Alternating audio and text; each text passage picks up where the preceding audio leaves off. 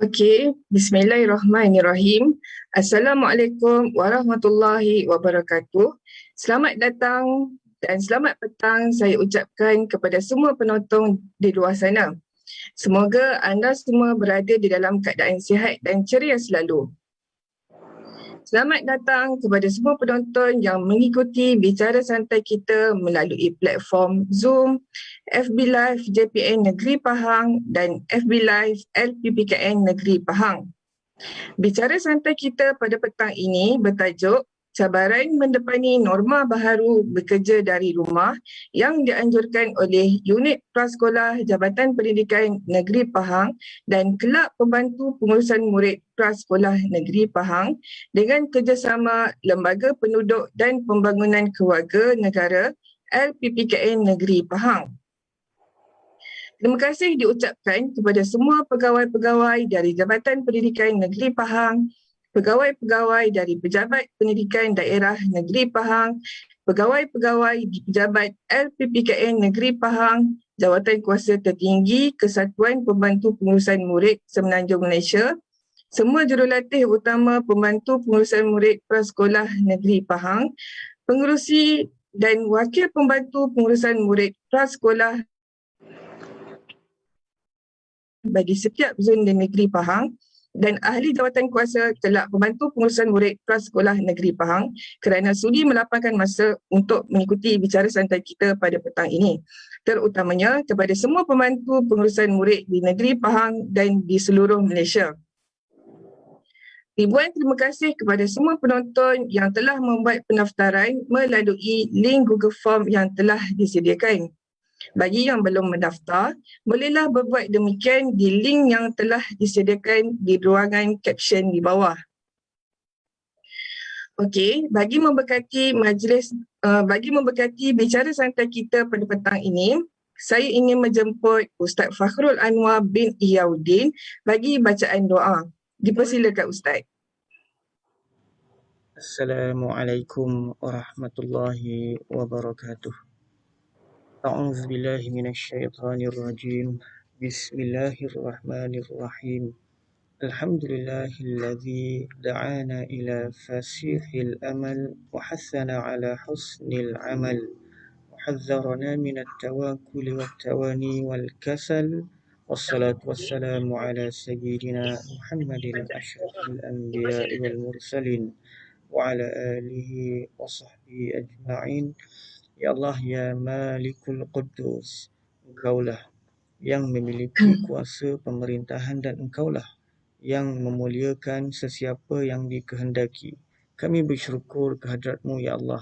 Di atas limpah kurnia-Mu kami dapat berhimpun pada pagi ini bagi menjayakan bicara santai dengan topik mendepani cabaran norma baru bekerja dari rumah. Ya Allah, Ya Karim, pada pagi yang mulia ini kami berhimpun di dalam semangat persaudaraan dengan norma baharu. Kami menadah tangan memohon doa restu dari-Mu agar apa yang telah kami lalui sebelum ini dan yang akan datang dijadikan pengalaman yang penuh bermakna dan mendapat keberkatan daripada-Mu. Mudah-mudahan pertuturan kami, pertuturan yang disenangi, pendengaran kami, pendengaran yang direstui, penglihatan kami, penglihatan yang diberkati, amalan kami, amalan yang dirahmati, serta jasa kami, jasa yang akan tetap diingati.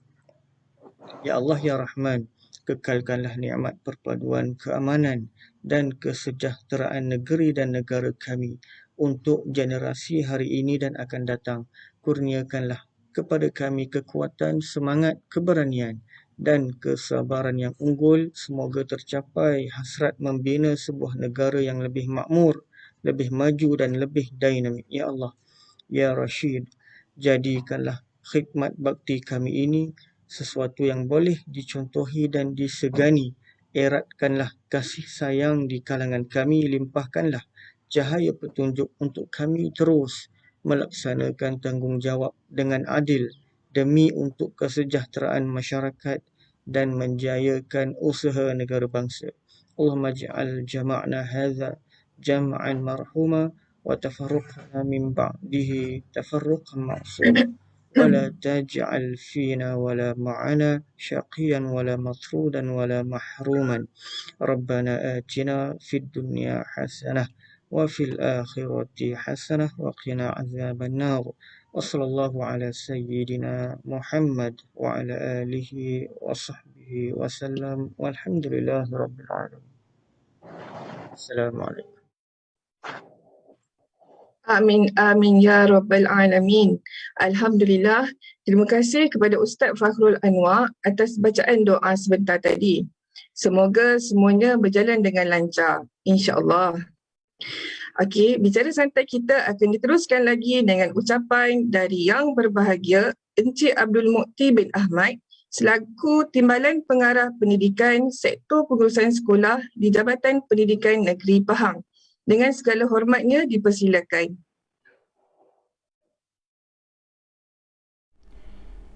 Bismillahirrahmanirrahim.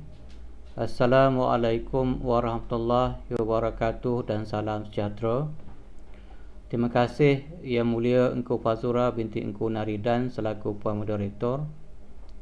Barisan penggerak kursus alamaya iaitu Unit Prasekolah Jabatan Pendidikan Negeri Pahang, kelak pembantu pengurusan murid prasekolah dengan kerjasama Lembaga Penduduk dan Pembangunan Keluarga Negara LPPKN. Terima kasih kerana memberi kesempatan dan ruang untuk saya menyampaikan sepatah dua kata dalam program Bicara Santai pada hari ini. Saya ingin mengucapkan tahniah atas usaha puan-puan merealisasikan kursus secara dalam talian. Selari dengan tajuk khusus kita iaitu bagaimana kita mendepani cabaran norma baru bekerja dari rumah. Dengan cabaran-cabaran dan situasi norma baru, anjuran bersama daripada Jabatan Pendidikan Negeri Pahang, Lembaga Perancangan Pembangunan Keluarga Negeri dan kelak pembantu pengurusan murid prasekolah Negeri Pahang. Kita semua sedia maklum dalam suasana pandemik yang tidak tahu bila kesudahannya ini, kita amat terkesan sama ada dari segi perjalanan kehidupan kita seharian atau rutin kerja kita. Banyak cabaran yang perlu dihadapi dan perlu ditangani oleh pembantu pengurusan murid prasekolah khususnya dan bagi kesemua yang bekerja dalam mendepani norma baru ini. Oleh itu, amat sesuailah program-program yang berunsurkan motivasi seperti ini dijalankan untuk memberi sokongan moral dan spiritual.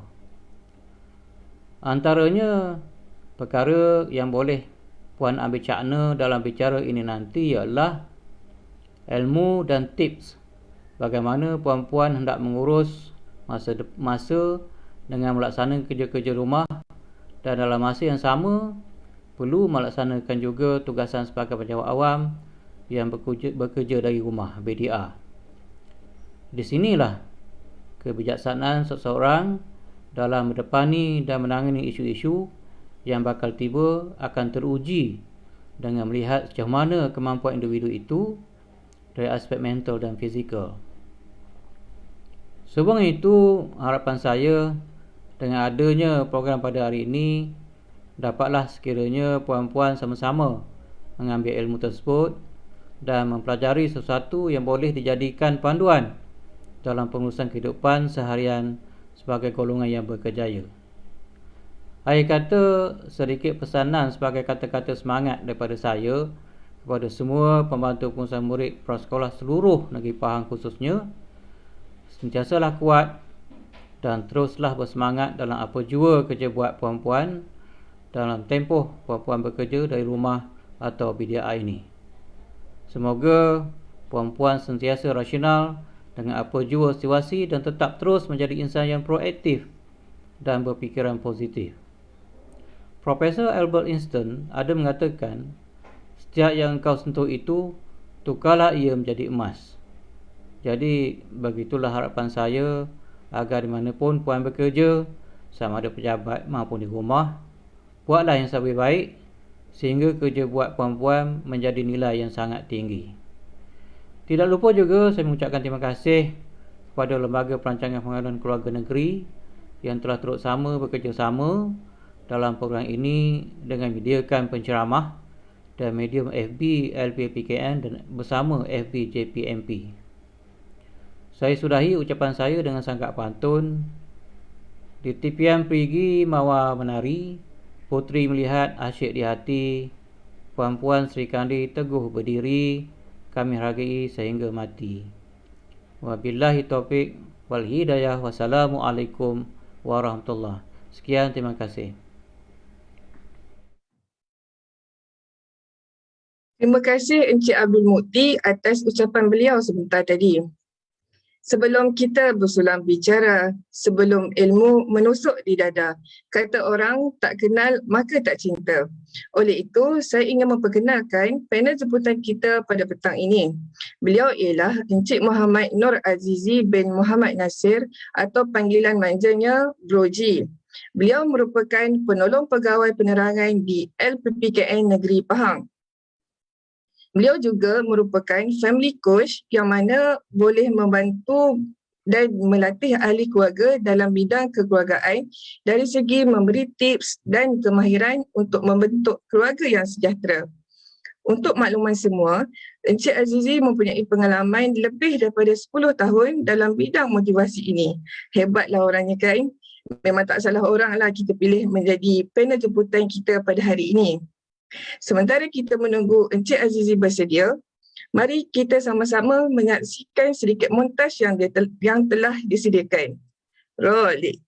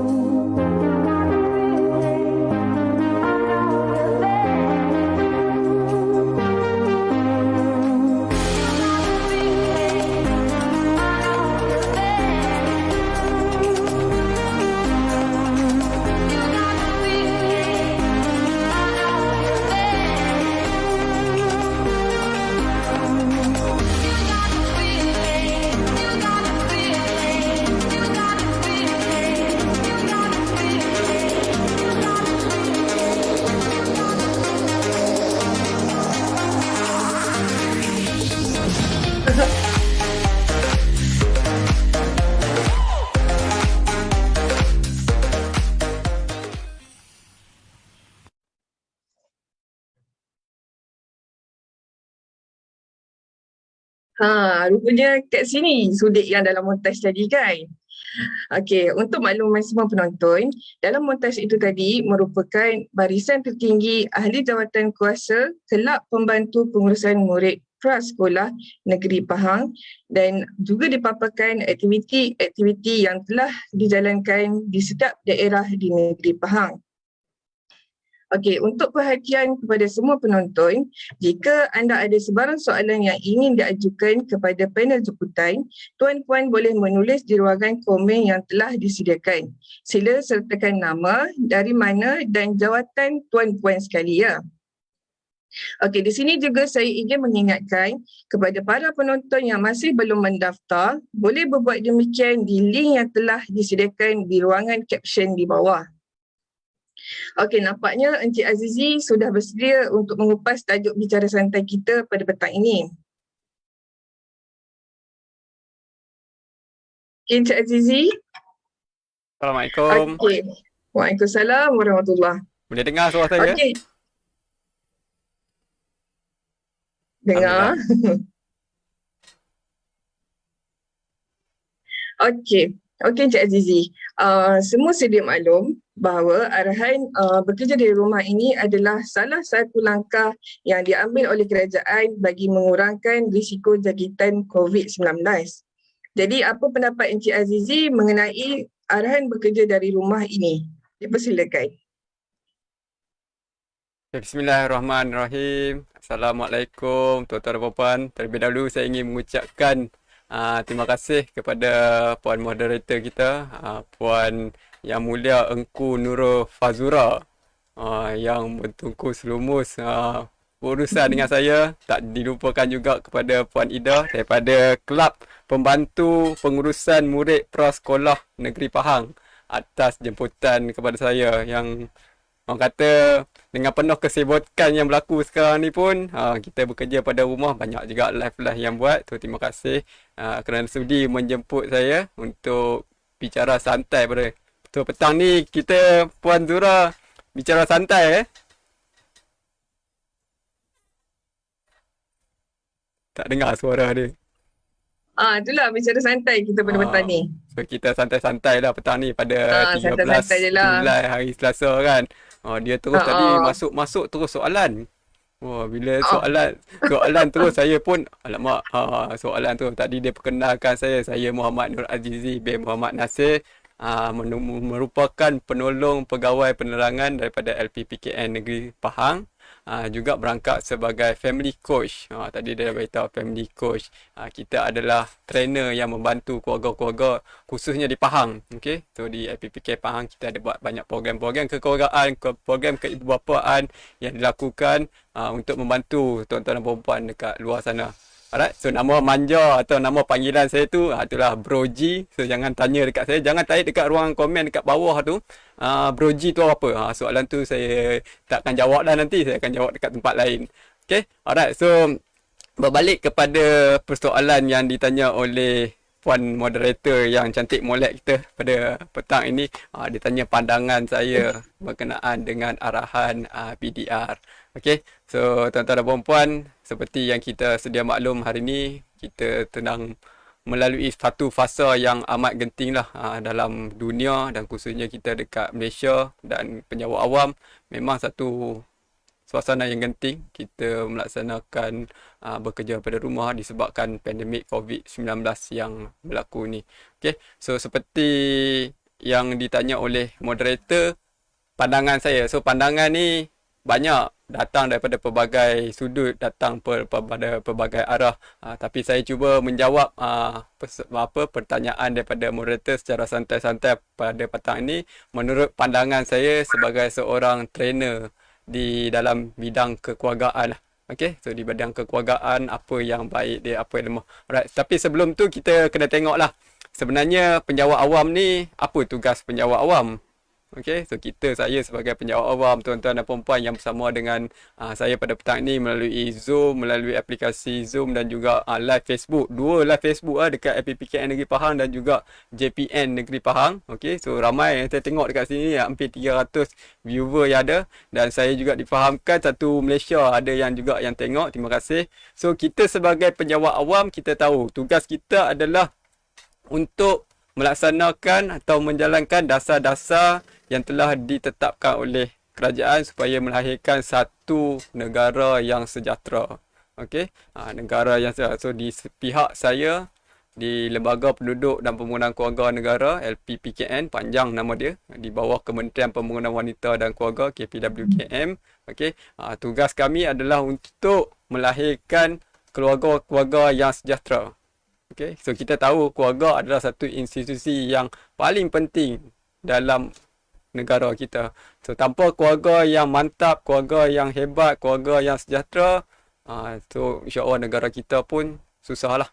Okey, so diberi tanggungjawab kepada LPPKN adalah untuk kita melatih, kita membimbing keluarga. Bukan kata keluarga hari ni tak bagus, bagus, tapi yang mana yang lemah, yang mana kurang, di sinilah kita akan membantu keluarga-keluarga. So daripada sudut pandangan saya sebagai seorang family coach dan juga trainer berkenaan dengan arahan bekerja daripada rumah ni, ada baik dia dan ada juga kelemahan dia. Okey, so baik dia adalah daripada sudut kekeluargaan, kita dapat tengok kita lebih banyak masa lah, masa bersama dengan suami dan isteri. Okey, kalau suami dan isteri yang bekerja, mungkin masa untuk bersama agak terhad, dengan komitmen kerja, pergi kerja, balik kerja petang, ada yang sampai malam, penat, kadang tak, masa untuk beramah mesra, berbual-bual tu kurang.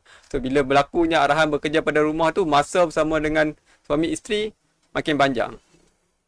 So dekat sinilah kita membina toleransi kita membina balik hubungan mesra kita yang mungkin dah lama kita abaikan. Okay, dekat situ, itu sudut kebaikan dia. Dan juga pada anak-anak hari ni, so anak-anak yang kurang nampak muka mak ayah dia. Okay, so hari ni tiap-tiap hari dia nampak muka mak ayah dia. Dia bangun tidur, dia nampak mak ayah dia ada. Dia dah nak main sekali pun boleh main di samping kita bekerja. Macam ni, sekarang ni kita tengah bekerja. Tak salah bermain dengan Kalau nanti kejap lagi anak saya datang join live ni, tuan-tuan dan puan jangan terkejut lah. Dia memang suka.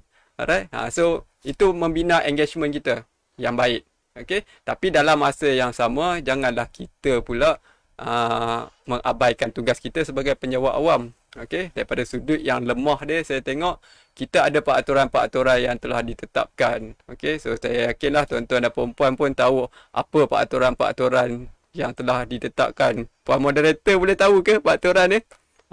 Kalau tak tahu, saya boleh bagi tahu. Okey, tak tahu. Alright. So kalau mengikutkan perkeliling yang telah dikeluarkan oleh pihak kerajaan Malaysia berkenaan dengan work from home ni ataupun bekerja daripada rumah, dia ada dia punya perkeliling lah. Okay, so dekat sini saya bacakan sikit lah peraturan dia yang telah digariskan, tak banyak pun, cuma ada 4.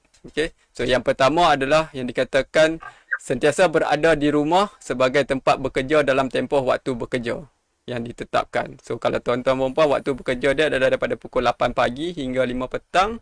So kita workstation kita adalah dalam rumah lah. Cuma best dia bila rumah kita ni besar, mungkin kita boleh pergi dekat dalam bilik, boleh pergi dekat ruang tamu, boleh pergi dekat dapur, selagi tidak keluar daripada kawasan rumah. Okey, kalau keluar pada kawasan rumah tu dah melanggar peraturan lah. Okey, bukan kata tak boleh keluar, boleh keluar, tapi mintalah kebenaran daripada pegawai atasan kita. Tapi keluar pun atas urusan yang betul-betul perlu. Sebab hari ini kenapa arahan ni dilaksanakan bekerja daripada rumah, sebab kita nak mengurangkan pergerakan keluar. Sebab virus tu dekat luar tu masih banyak. Okay, kes makin meningkat setiap hari. So bila kita lebih banyak kita berkeluar, kita jumpa dengan orang, banyak tempat kita pergi, risiko untuk dijangkiti tu sangat tinggi. Okay, so yang pertama, so berada di rumah. Okay, macam saya hari ni pun saya berada di rumah lah. Okay, yang kedua, sentiasa boleh dihubungi dalam tempoh hari dan waktu bekerja. Okay, so dalam tempoh dan hari waktu bekerja tu, make sure lah boleh dihubungi. Janganlah offkan data, handphone letak dekat bawah bantal ke apa semua kan. Nanti susah pula. Bila bos call banyak-banyak kali tak dapat, itu yang menyebabkan masalah berlaku. Okay, itu yang menyebabkan kita pun tak tenteram. Kita akan merasa work from home ni susah. Susah sangat sebab kena marah. Kalau bos senang dihubungi, tak ada masalah. Macam saya hari ni saya tengah live. Mungkin bos saya tengah tengok saya live, pengarah saya tengah tengok. Mungkin ketua pengarah saya, pengarah bahagian sumber manusia tengah live. Ini sebahagian daripada tugas saya. So maksudnya saya melaksanakan apa yang telah ditetapkan job scope saya untuk dilaksanakan di rumah. Itu peraturan yang kedua.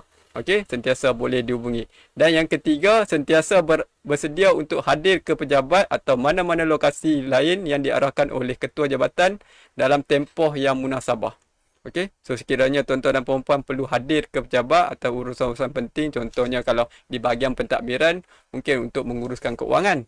Okey, ada dokumen-dokumen pembayaran yang perlu dibuat, claim, apa semua kan, benda tu ada time dia yang telah ditetapkan. So, nak tak nak kena pergi ke office. So, bolehlah datang ke office.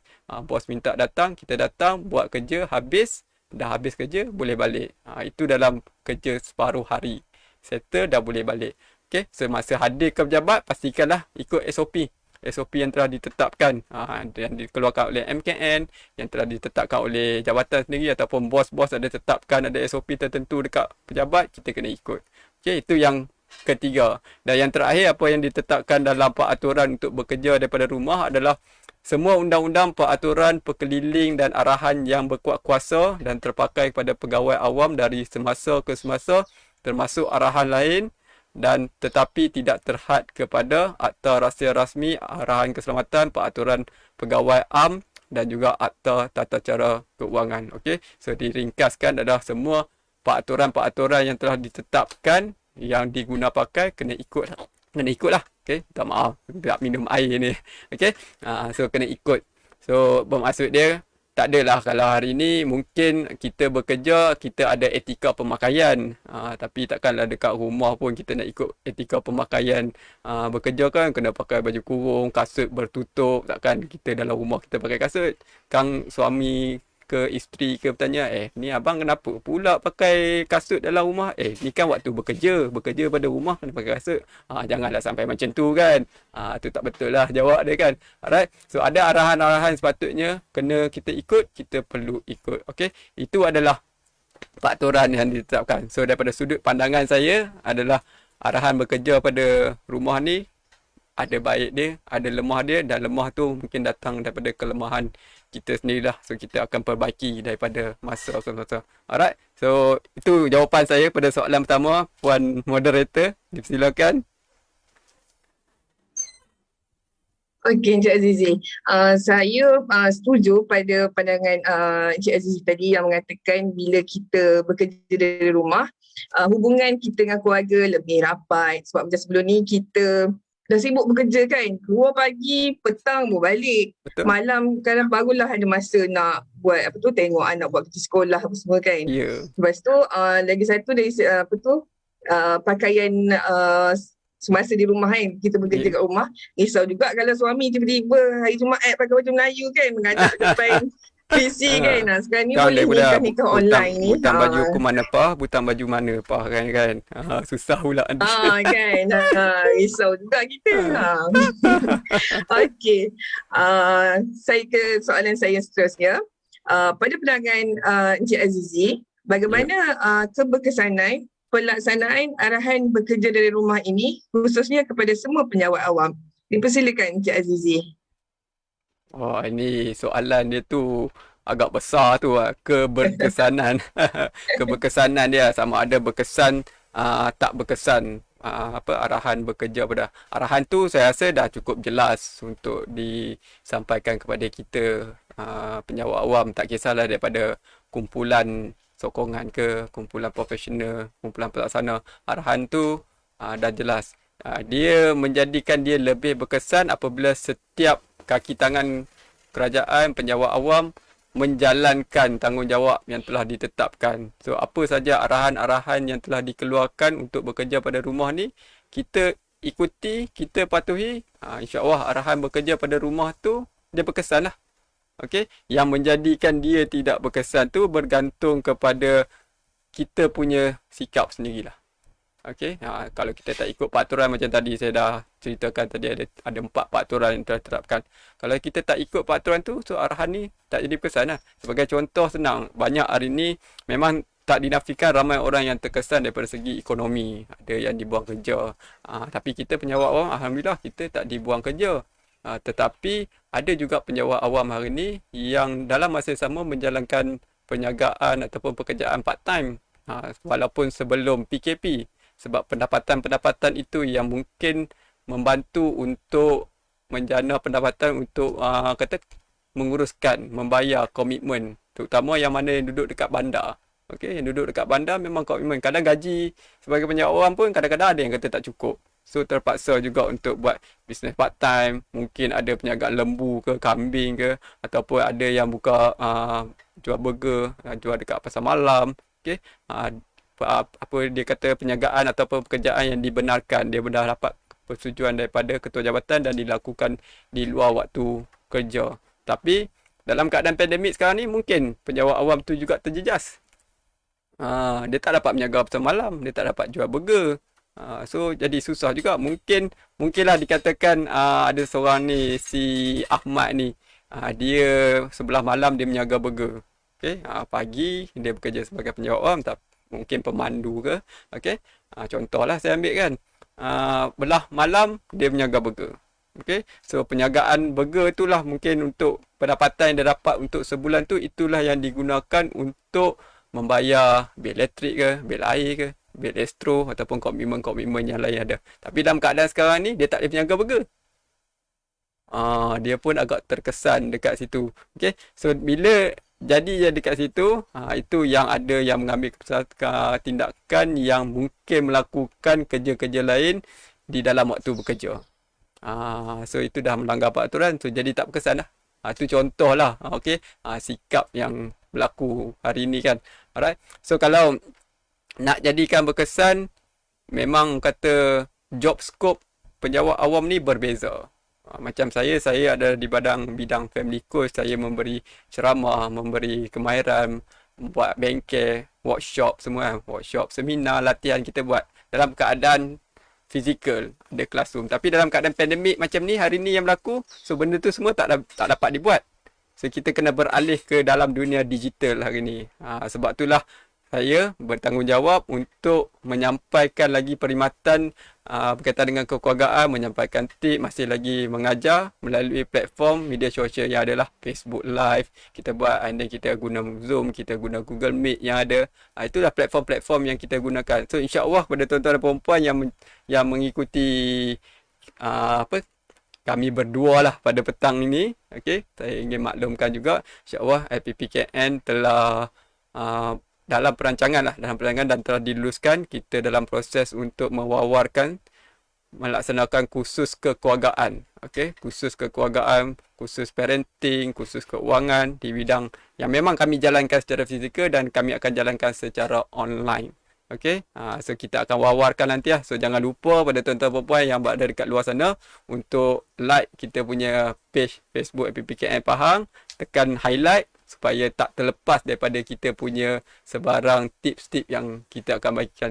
Dan juga saya nak maklumkan pada tuan-tuan perempuan, setiap minggu kita akan ada live Facebook untuk memberi panduan, memberi tip, memberi ilmu lah kepada tuan-tuan dan perempuan berkenaan dengan kekeluargaan. Dan yang paling dekat sepatutnya hari ni kita ada satu lagi segmen chit chat KNS, episod yang kedua tentang implan.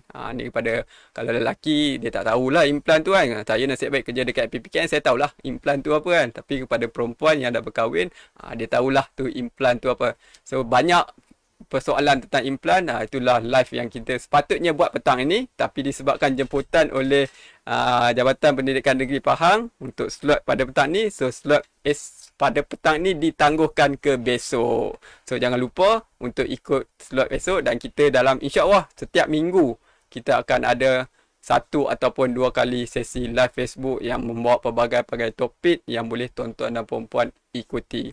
Okey, dan itu akan menyebabkan keberkesanan bekerja daripada rumah tu akan lebih berkesan lah. Alright, so saya kembali kepada Puan Zura. Okey, Cik Azizi. Saya rasa macam dari segi keberkesanan tu, mindset kita kena betul kan. Berkata Betul. kalau kita selalu berfikiran positif dan rasa macam benda tu kita boleh buat, insya-Allah rasanya tak ada masalah apa-apa pun kan. Betul. Kan? Kita mentaliti Okey. kita lah, kita ubah.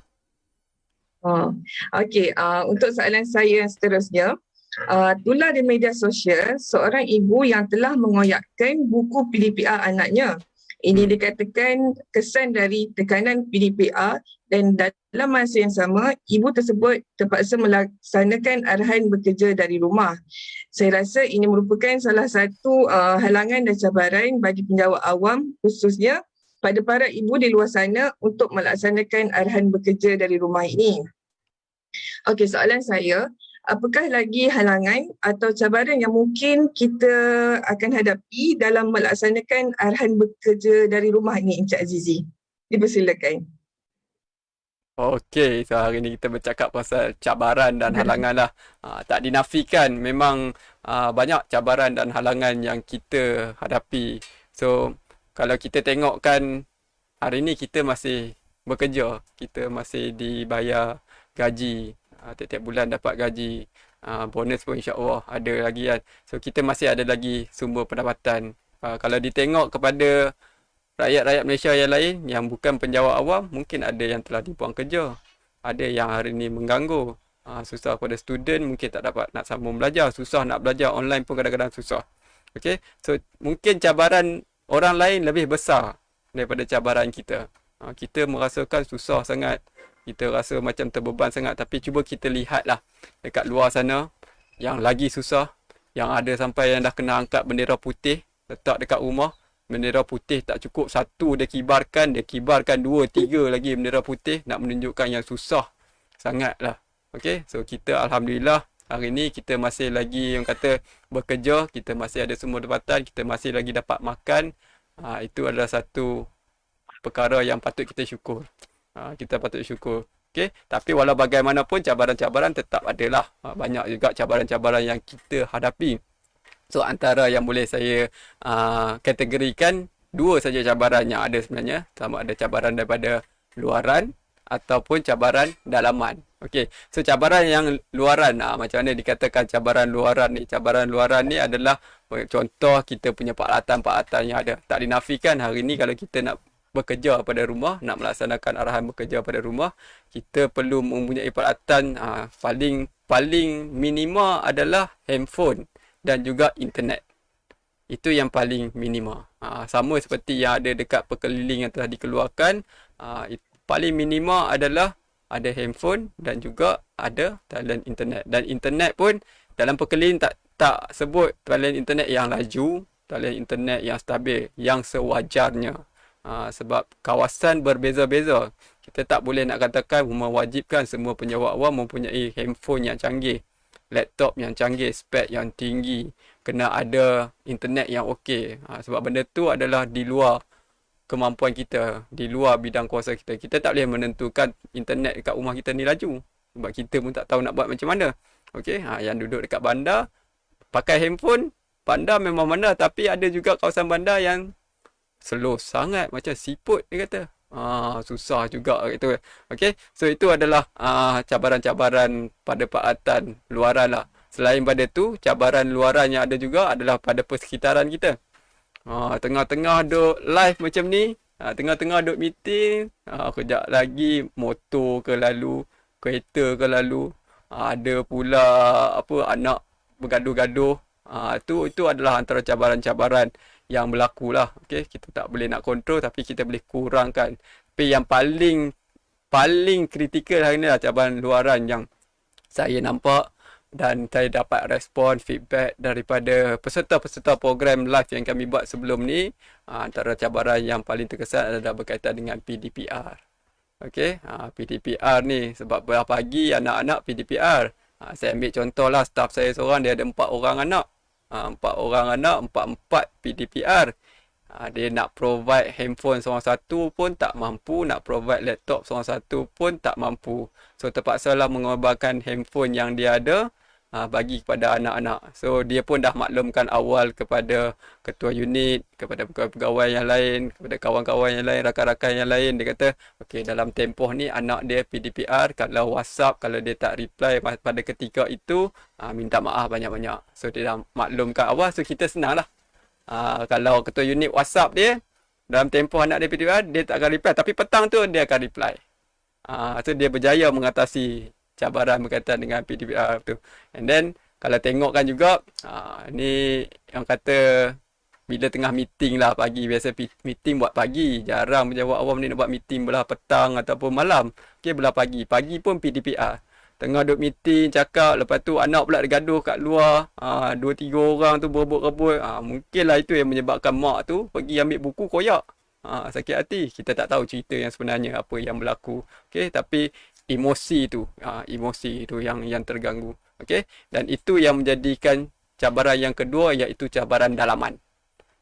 Cabaran dalaman ni tadi moderator dah sentuh dah tadi. Dia berkaitan dengan kita punya mentality. Okey, so nanti saya akan kongsikan kepada tuan-tuan dan puan-puan tips dia bagaimana untuk menguruskan tekanan emosi kita ni untuk kita lebih bersedia menghadapi PDPR. PDPR pula, work from home. Dah banyak pula PDPR, ada work from home lah, BDR banyak sangat. Kita pun jadi confused kat itu. Okey, saya akan kongsikan tips bagaimana untuk menguruskan emosi, bagaimana untuk menghadapi tekanan-tekanan yang ada lah. Okey, so saya kembalikan semula kepada moderator. Okey, betul tu Cik Azizi. Macam saya pun ada 3 orang anak kan. Saya kena bahagikan masa ni. Dengan semua 3-3 ada kelas online semua. Kena urus yang kakak dulu, mana yang abang, lepas tu dengan adik. Kita ni handphone ada 2 je. Berebut lah juga kan. Yeah. Tapi kat situ, kalau tak kita tangani dengan betul, memang kita sendiri yang akan stres kan. Betul. Dalam masa yang sama kadang kena buat kerja prasekolah lah apa semua ni kan. Betul. Jadinya benda hal kecil je. Benda tu yang jadi macam satu rasa macam tu yang boleh orang kata tidak berkesan kita punya bekerja dari rumah kan. Betul. Okey, untuk soalan yang seterusnya, ni soalan yang agak hangat jugalah Encik Azizi. Okey, apakah peranan pasangan suami isteri semasa melaksanakan arahan bekerja dari rumah? Kerana ada terjadi suami isteri bergaduh, berselisih faham, dan mungkin sebab suami asyik tengok telefon je, asyik tengok laptop je kan. Mungkin sebab buat kerja, tapi jadinya macam si isteri je yang buat kerja rumah. Lepas tu dalam masa yang sama kena buat juga bekerja dari rumah ni kan. Jadinya minta Encik Azizi terangkan mengenai isu ni. Dipersilakan Encik Azizi. Okey, inilah yang kata tadi kalau berbalik kepada pandangan saya, soalan pertama tadi berkaitan dengan kekeluargaan, arahan bekerja pada rumah ni. Hari ni bila pasangan suami isteri dah memang duduk dekat rumah, ada yang okey, ada yang seronok, ada yang mula romantik, tapi ada juga yang mungkin tak faham pula. Itu berlaku pada saya jugalah sebenarnya. Pada awal-awal dulu menghadap laptop, handphone ni boleh katakan tak lepas kat tangan dah. Takut nak lepas. Sebab apa? Takut nanti peraturan tu kata boleh dihubungi dalam waktu tempoh bekerja, dalam hari yang bekerja. So nak pergi ke toilet pun kadang-kadang takut.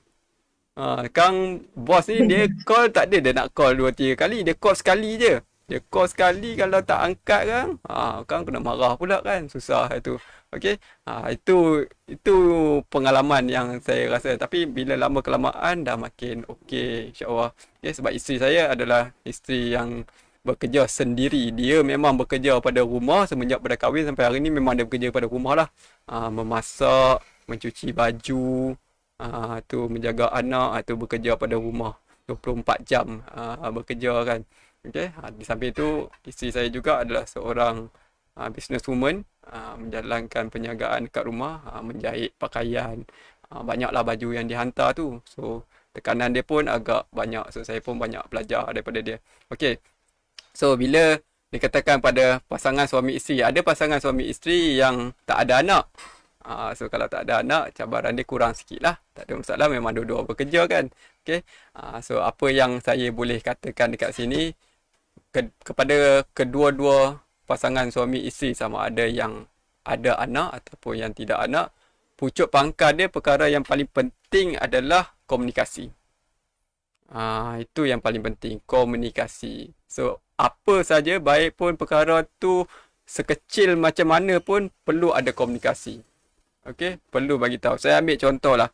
Kita bekerja pada rumah hari ni. Sekiranya ada apa-apa mesyuarat, biasanya mesyuarat dah ditetapkan awal. Okay, tak adalah mesyuarat macam hari ni ada mesyuarat lagi setengah jam sebelum mesyuarat tu baru kita dapat tahu. Kita mungkin dah tahu awal. Okay, minggu depan kita ada mesyuarat jawatankuasa pengurusan aset, pengurusan keuangan ke. Okay, kita dah tahu, kita dah dapat memo awal. So bila kita dah dapat memo awal, so kita kena berkomunikasi dengan suami kita. Kita kena beritahu dekat suami. Okay, besok ada meeting daripada jam sekian-sekian, macam ni sekian-sekian. So kena plan pula dengan suami. Dah lepas komunikasi, kena buat perancangan. Kena plan awal lah.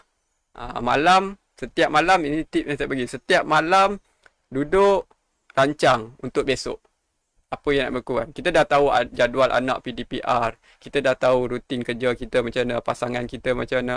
So duduk, ambil satu kertas A4, rancang.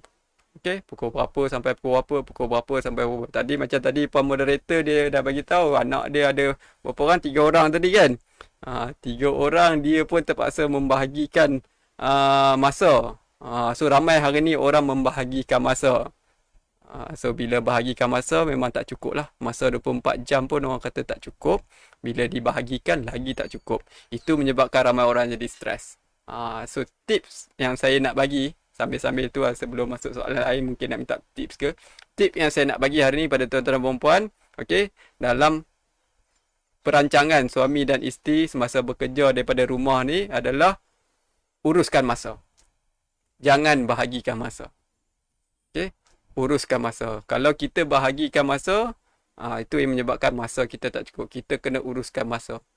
Sama juga dalam keuangan. Kalau kita bahagikan duit tu, kita nampak tak cantik.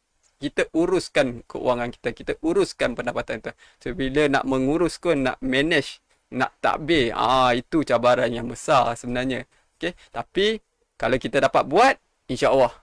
Okay? Dapat buat, insya-Allah kita akan dapat satu keluarga yang cantik lah. Okay? So, bila dah ada komunikasi tadi antara suami dan isteri, barulah kita akan plan. Okay? So, semasa berkomunikasi tu pasti ada toleransi lah. Toleransi yang betul bagi tahu tadi, besok ayang ada meeting pagi. Boleh tak besok abang baju ayang dah masuk dalam washing machine, dia dah jalan, abang tak payah basuh baju pun. Okay? Nanti mesin tu dah stop, abang tolong ambil pergi sidai. Itu je. Simple. Ataupun kalau dia masak, mungkin sampah-sampah dekat dapur tu mintalah tolong pergi buang ke, tolong ikat ke, tolong kemas. Ataupun anak PDPR mintalah tolong tengokkan anak. Itu komunikasi. So biasanya komunikasi ni jarang berlaku. Itu yang menyebabkan komunikasi akan berlaku bila keadaan tu tengah meeting contohnya, isteri tengah meeting, masa tu lah dia cakap, bang tolonglah sidai baju, takkan tak nampak dalam washing machine tu dah ada, takkan itu pun nak kena bagi tahu. Laki ni dia kena bagi tahu. Kepada kaum-kaum Hawa, laki ni dia memang kena bagi tahu. Jangan menganggap yang dia dah tahu. Dia ni macam robot yang telah diberi sistem. Dia dah masuk tu, dia tekan, baru dia execute, baru dia jalan. Kalau tak dia diam lah. Dia diam. Sebab laki ni dia dah dapat arahan bekerja pada rumah, adalah sentiasa boleh dihubungi. Dia pegang handphone lah.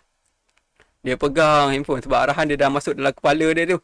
Sentiasa boleh dihubungi dalam waktu tempoh bekerja dan hari bekerja. So peganglah handphone. So bila tak masuk lagi arahan lain untuk override lagi ke, untuk tambah ke, dah masuk dalam list, jam lah. Dia berbeza dengan perempuan. Perempuan ni dia boleh simpan semua banyak-banyak. Tapi kelemahan yang ada dekat perempuan ni pula satu je. Dia tak boleh nak listkan, priority kan. So benda tu kena masuk. So ada yang golongan-golongan Hawa yang pandai, yang dia buat list cantik. Tapi ramai juga yang tak boleh. So listkan semua tu. Dia rasa kerja banyak sangat, listkan. Lepas tu tunjuk kat suami dia. Ni nak kena masak, tukar lampin, nak beli pamper, nak kena pergi beli ayam, nak kena potong sayur, nak kena garam tu dekat dalam kabinet dah kurang, nak kena tambah. Tu semua banyak benda nak kena bagi tahu, nak kena buat. Alright? Itu antara kepada pasangan suami isteri lah. Okay? Yang patut dibuat, yang dia ulang balik, kena ada komunikasi yang bagus. Pada ada komunikasi yang bagus, kena buat perancangan. Bila dah buat perancangan, kena bertoleransi. Okay? Kena bertoleransi. Kadang-kadang perancangan tu nampak macam lebih pada suami, kurang pada isteri, kadang-kadang lebih pada isteri, kurang pada suami. Perancangan ni kena buat, saya kata bukan kena buat seminggu sekali, benda ni kena buat setiap hari. Sebab setiap hari berubah-ubah. Kita tak tahu. Mungkin besok jadi lain. Mungkin besok status contoh lokaliti lah yang ada. Hari ni ada PKPD, ada yang PKP, ada yang fasa 1, fasa 2. Okey, berbeza. Kalau tahun lepas kita tengok ada PKPB, PKPB, semua berbeza-beza dan SOP dia berbeza-beza. Mungkin si suami kerja dekat kawasan PKPB, yang ni PKPD pula. Tak sama. Itu yang menyebabkan gangguan. Okey, so kena alert juga pada perubahan-perubahan persekitaran tu, cabaran-cabaran luar tu kena alert dan buat perancangan, masukkan sekali, buat perancangan untuk besok, satu hari. Macam hari ni, hari Selasa. Malam ni buat perancangan, besok hari Rabu. Dah habis hari Rabu, buat pula untuk hari Khamis. Mungkin ada tambahan kerja sikit, tapi dia memudahkan, meringankan, melincingkan pentadbiran kita dekat rumah. Terutama yang bekerja dekat rumah, dah ada banyak komitmen-komitmen lain yang perlu dibuat. Okay? Tu benda yang perlu dibuatlah oleh pasangan suami isteri. Saya balik pada moderator. Okey, betul tu Dek Azizi. Kata memang kita dalam rumah tangga ni kena selalu bertolak ansur kan, selalu bekerjasama.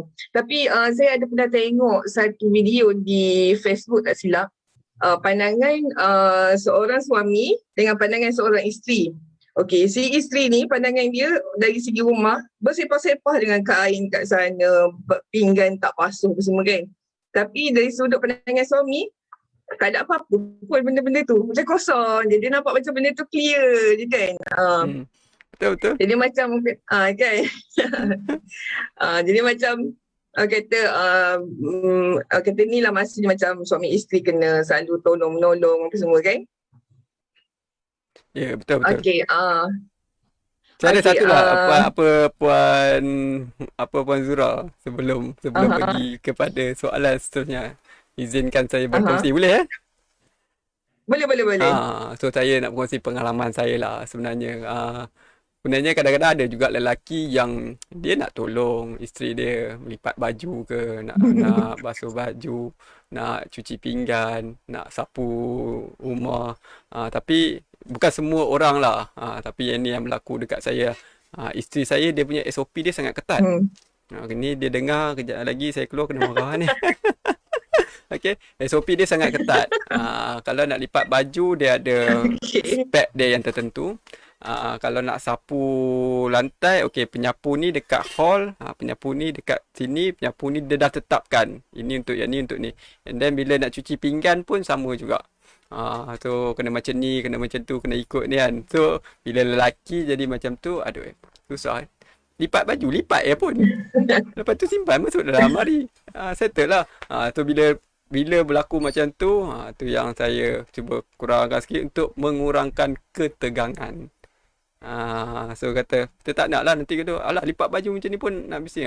Tu dang dia merajuk nanti, susah seminggu saya tak makan nanti kan. So bila macam tu, dalam masa yang sama saya belajar, saya tengok balik SOP dia lipat baju macam mana. Saya tengok dia intai-intai sikit kan, tengok lama-lama dah tahu, pergilah buat sikit. Janji dapat satu keyword lah. Boleh pun buat. Kalau boleh buat macam tu, maksud dia dah lulus lah tu. Itu dah lulus lah tu. InsyaAllah pada suami-suami yang lain tu, janganlah kalau kena marah dengan suami, dengan isteri apa semua, terus tak nak buat. Mesti ada sebab.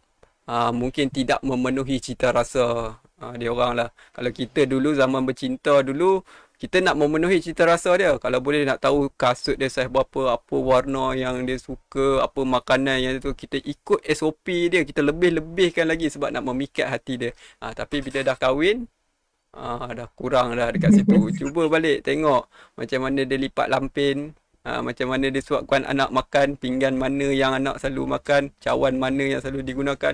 Ikut SOP tu, insya-Allah itu akan menyebabkan kita dapat bekerja daripada rumah dengan hati yang lebih tenang lah untuk kaum-kaum lelaki. Alright, itu perkongsian saya lah Puan Zura, walaupun tak termasuk dalam soalan. Okay. Tak apa. Kata pesanan untuk para lelaki, para suami di luar sana kan. Yeah. Okay, Di sini saya ingin mengingatkan sekali lagi kepada semua penonton yang masih belum mendaftar dan mengisi borang penilaian program pada hari ini, boleh berbuat demikian di link yang telah disediakan di ruangan caption di bawah. Jika anda ada sebarang soalan untuk diajukan kepada panel jemputan kita, boleh tulis di ruangan komen yang disediakan. Okey, Cik Azizi, boleh tak Cik Azizi berkongsi tips atau kaedah yang bagi menangani stres atau tekanan semasa bekerja di rumah? Rasanya memang ramai yang nak tahu mengenai tips-tips ni, Cik Azizi. Dipersilakan. Okey. Tips lah. Tips untuk bekerja pada rumah dengan cara efektif. Tadi pun rasanya soalan-soalan sebelum ni pun adalah tips-tips yang bagi. Saya rasa ada yang saya tengok dekat Zoom ni pun. Saya tengok dua sekarang ni. Daripada Zoom ada, daripada live Facebook pun ada. Dua. Saya ucapkan terima kasih lah juga kepada semua kita punya audien yang datang pada ini, peserta yang datang. Kalau dekat Zoom kita lebih kurang ada 75 orang. Terima kasih tuan-tuan dan puan-puan kerana sudi bersama dengan saya dan juga moderator pada petang ini. Dan juga kepada yang ada dekat Facebook, saya tengok ada daripada Terengganu, ada daripada Kelantan, ada daripada Johor pun ada. Terima kasih yang support pada petang ini. Alright, so tips dan langkah-langkah untuk mengatasi tekanan lah, menguruskan emosi daripada rumah ni semasa kita melaksanakan bekerja daripada rumah. Okey, so tadi saya dah beritahu dah, saya ada beberapa tips yang saya sampaikan. Nombor satu tu yang paling penting adalah komunikasi. Okey, so komunikasi adalah perkara yang paling penting lah. Okey, berkomunikasi antara suami dan isteri, perlu ada komunikasi. Ibu bapa dengan anak-anak perlu juga ada komunikasi. Dan anak-anak yang kata prasekolah, anak-anak yang bersekolah, yang sekolah rendah, sekolah menengah, yang universiti, kita perlu ada komunikasi dengan mereka. Dan juga ibu bapa juga perlu ada komunikasi yang baik dengan pihak guru, pihak sekolah. Tu kena ada komunikasi. Okey. Selain tu, komunikasi antara kita dengan majikan lah. Yang tu memang tiap-tiap hari kena ada lah komunikasi, sama ada melalui WhatsApp, melalui panggilan telefon. Okey. So itu yang paling penting, komunikasi. Perlu adanya komunikasi yang baik, perlu ada komunikasi yang berkesan. Sebab tanpa komunikasi yang baik, tanpa komunikasi yang berkesan, itu yang menyebabkan kita semakin hari semakin stres, semakin tertekan. Itu yang sampai bila dah stres tu sampai ke tahap yang kita sendiri tak boleh nak kontrol, itu yang ada ambil tindakan yang sanggup untuk membunuh diri pun ada. Itu yang paling tertinggi lah. Asal dia sikit je, tidak ada komunikasi yang berkesan, tapi benda tu berpanjangan menyebabkan kita mengambil tindakan yang sangat-sangat orang kata merugikan lah. Okay, alright. So yang pertama tadi saya dah beritahu, kena ada komunikasi. So bila dah ada komunikasi, kita buat perancangan. Okay, kita buat perancangan. Sebab bila dah ada perancangan tu, memang agak stres sikit kita nak buat perancangan. Tapi perancangan di waktu malam sebelum kita tidur tu, kita buat perancangan untuk besok. Dia akan mengurangkan tekanan kita untuk hari esok. Sebab kita dah ada plan. Kita dah tahu apa yang nak buat. Kita dah ada sekuen yang cantik. Kita dah berkomunikasi dengan suami ataupun pasangan kita. Kita dah berkomunikasi dengan anak kita. Okay, so bila kita dah ada perancangan, dan perancangan tu perlu tulis lah. Ambil lah kertas A4, tulislah sikit. Bagi suami nampak, bagi isteri nampak. Okay, jadual PDPR anak pun janganlah dalam grup Telegram saja. Buatlah. Kalau kita dulu zaman sekolah kita ada jadual waktu, sekarang pun PDPR pun ada jadual waktu. So campaklah dekat bilik anak ke, dekat ruang-ruang yang sesuai. Okay, supaya kita dapat tengok. Saya sampai hari ni pun, kalau saya tak tampal, saya tak tahu jadual waktu anak saya, PDPR dia. Susah banyak sangat nak ingat. Hari Sabtu Ahad pun kadang-kadang ada kelas-kelas tambahan yang lain. Okay, so bila dah tampal, insyaAllah dah tahu dah hari ni. Alright, tu dua. Komunikasi dan juga perancangan. Okay, so bila dah ada komunikasi dan perancangan, bila nak buat plan, nak tulis apa yang perlu dibuat, yang ni yang saya kongsikan di dalam modul Parenting at Work, Keluarga at Kerjaya. Okay, so modul tu adalah modul yang dibangunkan oleh LPPKN sendiri. Okay, so dalam modul tu kita ada banyak topik yang akan kita bawa, kita sampaikan. Modul tu adalah khusus 1 hari. So saya ambil sikit daripada kursus tu. InsyaAllah kalau siapa tuan-tuan dan puan-puan yang berminat untuk mengetahui, boleh hubungi LPPKN negeri masing-masing untuk mendapatkan maklumat lanjut lah. Walaupun dalam tempoh PDPR ni ataupun ada agensi-agensi jabatan dekat daerah yang nak anjurkan, boleh menghubungi. Kalau dekat Pahang, boleh hubungi dengan saya. Okay. So dalam program Parenting at Work tu, tujuan dia adalah untuk mengimbangkan antara keluarga dan juga kerjaya. Okay. So hari ni kerja dan kerjaya kita tak seimbang. Okey, adakah kita nak lebihkan keluarga menyebabkan kerjaya kita drop, ataupun kita nak lebihkan kerjaya keluarga kita drop? Mana satu? Okey, so kita kena seimbangkan. So nak seimbangkan ni lah apa yang perlu kita buat. Okey, tips yang saya nak bagi ni, kalau kita nak mengimbangkan antara kerja dan juga keluarga, okey, yang pertama, tuan-tuan dan puan-puan kena tetapkan matlamat. Matlamat untuk kerja, kerjaya tuan-tuan dan puan-puan, dan juga matlamat untuk keluarga. Okay, tetapkan matlamat.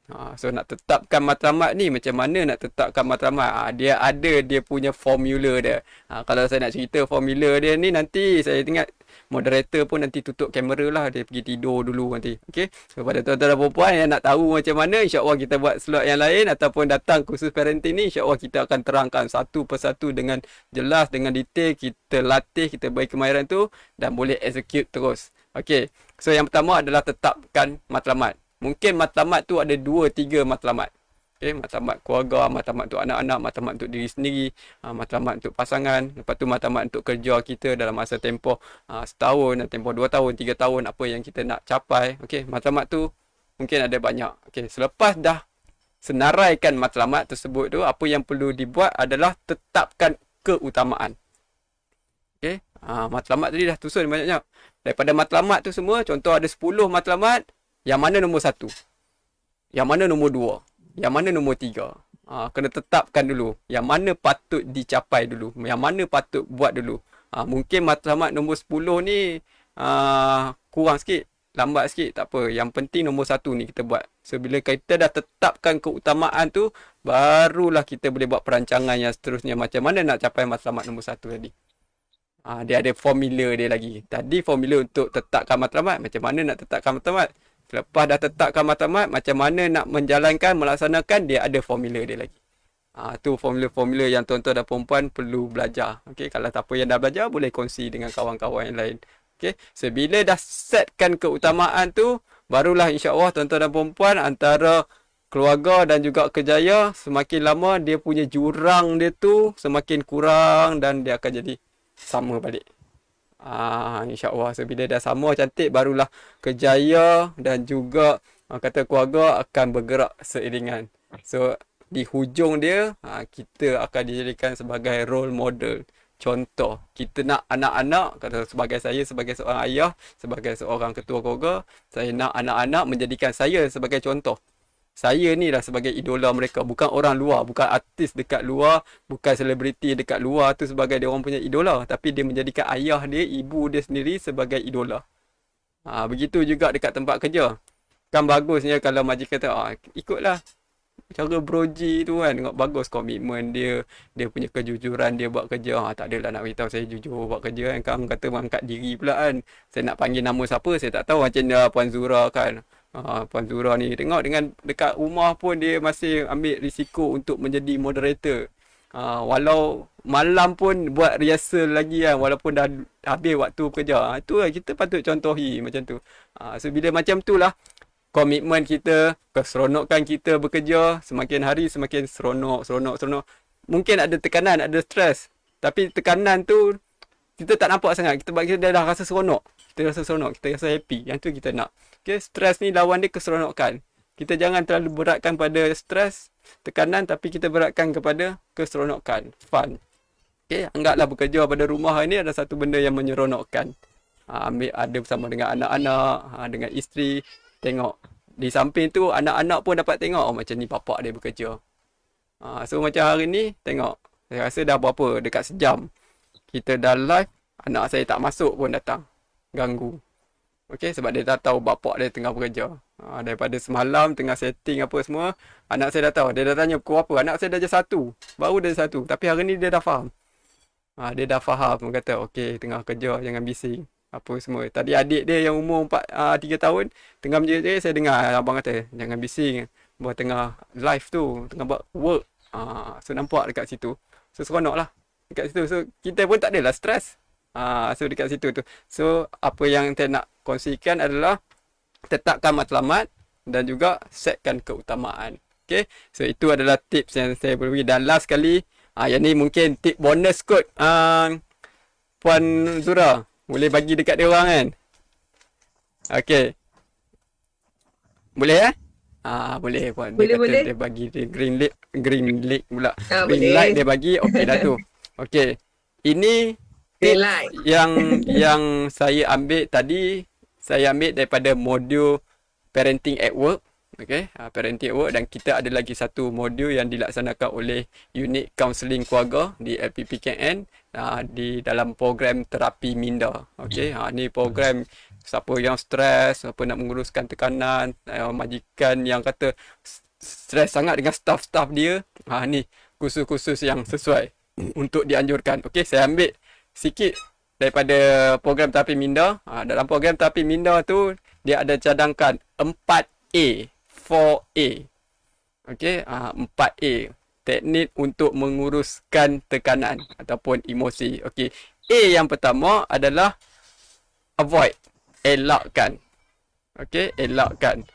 Kita jangan berada dalam situasi tertekan. Kalau boleh kita elakkan, kita elak. Kalau nak elak, kita elak. Janganlah kita masuk kali. Jangan bila kita masuk sekali kita akan rasa tertekan. Kita elakkan. Itu A yang pertama. Okay. So kalau tak boleh nak elak, macam mana nak elak Cik Zizi? Memang kena alami juga. Takkanlah saya, kalau saya tengah gaduh dengan isteri saya ke, ataupun saya tak puas hati dengan anak saya apa semua kan, anak saya nak guna laptop untuk PDPR, saya kena ikut. Takkan saya nak elak saya keluar pada rumah susah pula. Okey, kalau A yang pertama tak berjaya, kita masuk A yang kedua, iaitu adapt. Kena terima. Okey, kita jangan rasa terpaksa untuk terima, tapi kita pilih untuk terima. Okey, tu antara terpaksa dengan pilih. Itu adalah daripada psikologi, daripada segi pembinaan karakter saya. Saya mengajar kepada pelatih-pelatih saya dulu, okey, 10 tahun yang lepas, dan benda tu juga saya amalkan dalam kehidupan saya hari ini. Daripada sesuatu yang terpaksa, tukar kepada pilih. Mula kita cakap, contoh saya ambil, saya terpaksa work from home. Okey, saya terpaksa. So cuba tukar hari ni, sebut saya pilih untuk work from home. Sebab kita pilih. Okey, rasa terpilih. So janganlah nanti kalau dah habis work from home ni kena datang ke office, tak bolehlah cakap dekat bos, puan, tuan, saya pilih untuk work from home. Itu tak boleh lah. Okey, so tu kata terpaksa dengan pilih. Okey, tukar dekat tu. So kita adapt. Itu A yang kedua. A yang ketiga, kita alter, kita ubah. Kita ubah supaya tekanan tu menjadi lebih ringan. Jangan menyebabkan tekanan tu jadi lebih besar.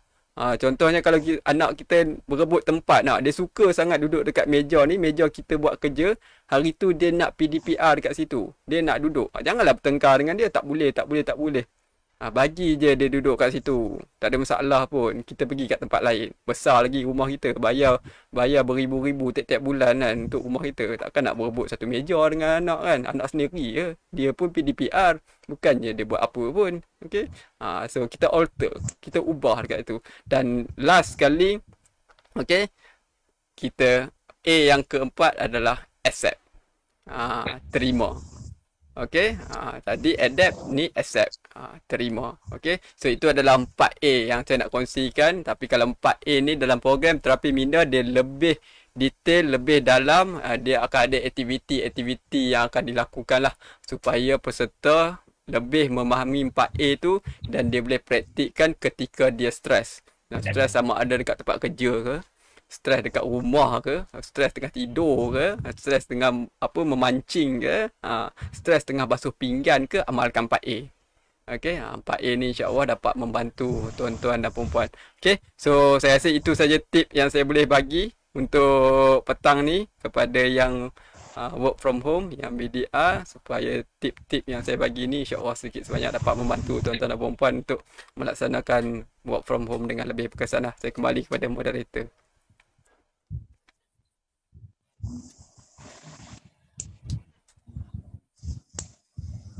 Oh, mic tak on moderator.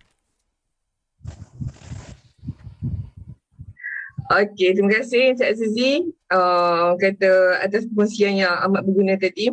Siapa tu ada formula-formula 4A saya ingatkan UPSR 4A. Punya formula apa ni dalam ni pun ada 4A juga kan. Ada. Okey,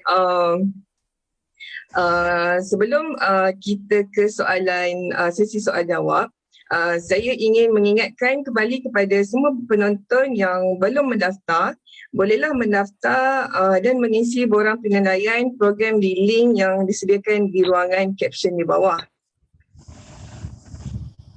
Okey, Cik Azizi, boleh kita ke sesi soal jawab? Boleh. Ada banyak soalan ni. Ada banyak kan? soalan. Kan tak habis lah sampai ke malam tu. Tak cukup masa kita. Sila. Boleh. Okey. Soalan pertama dari Nida Bera.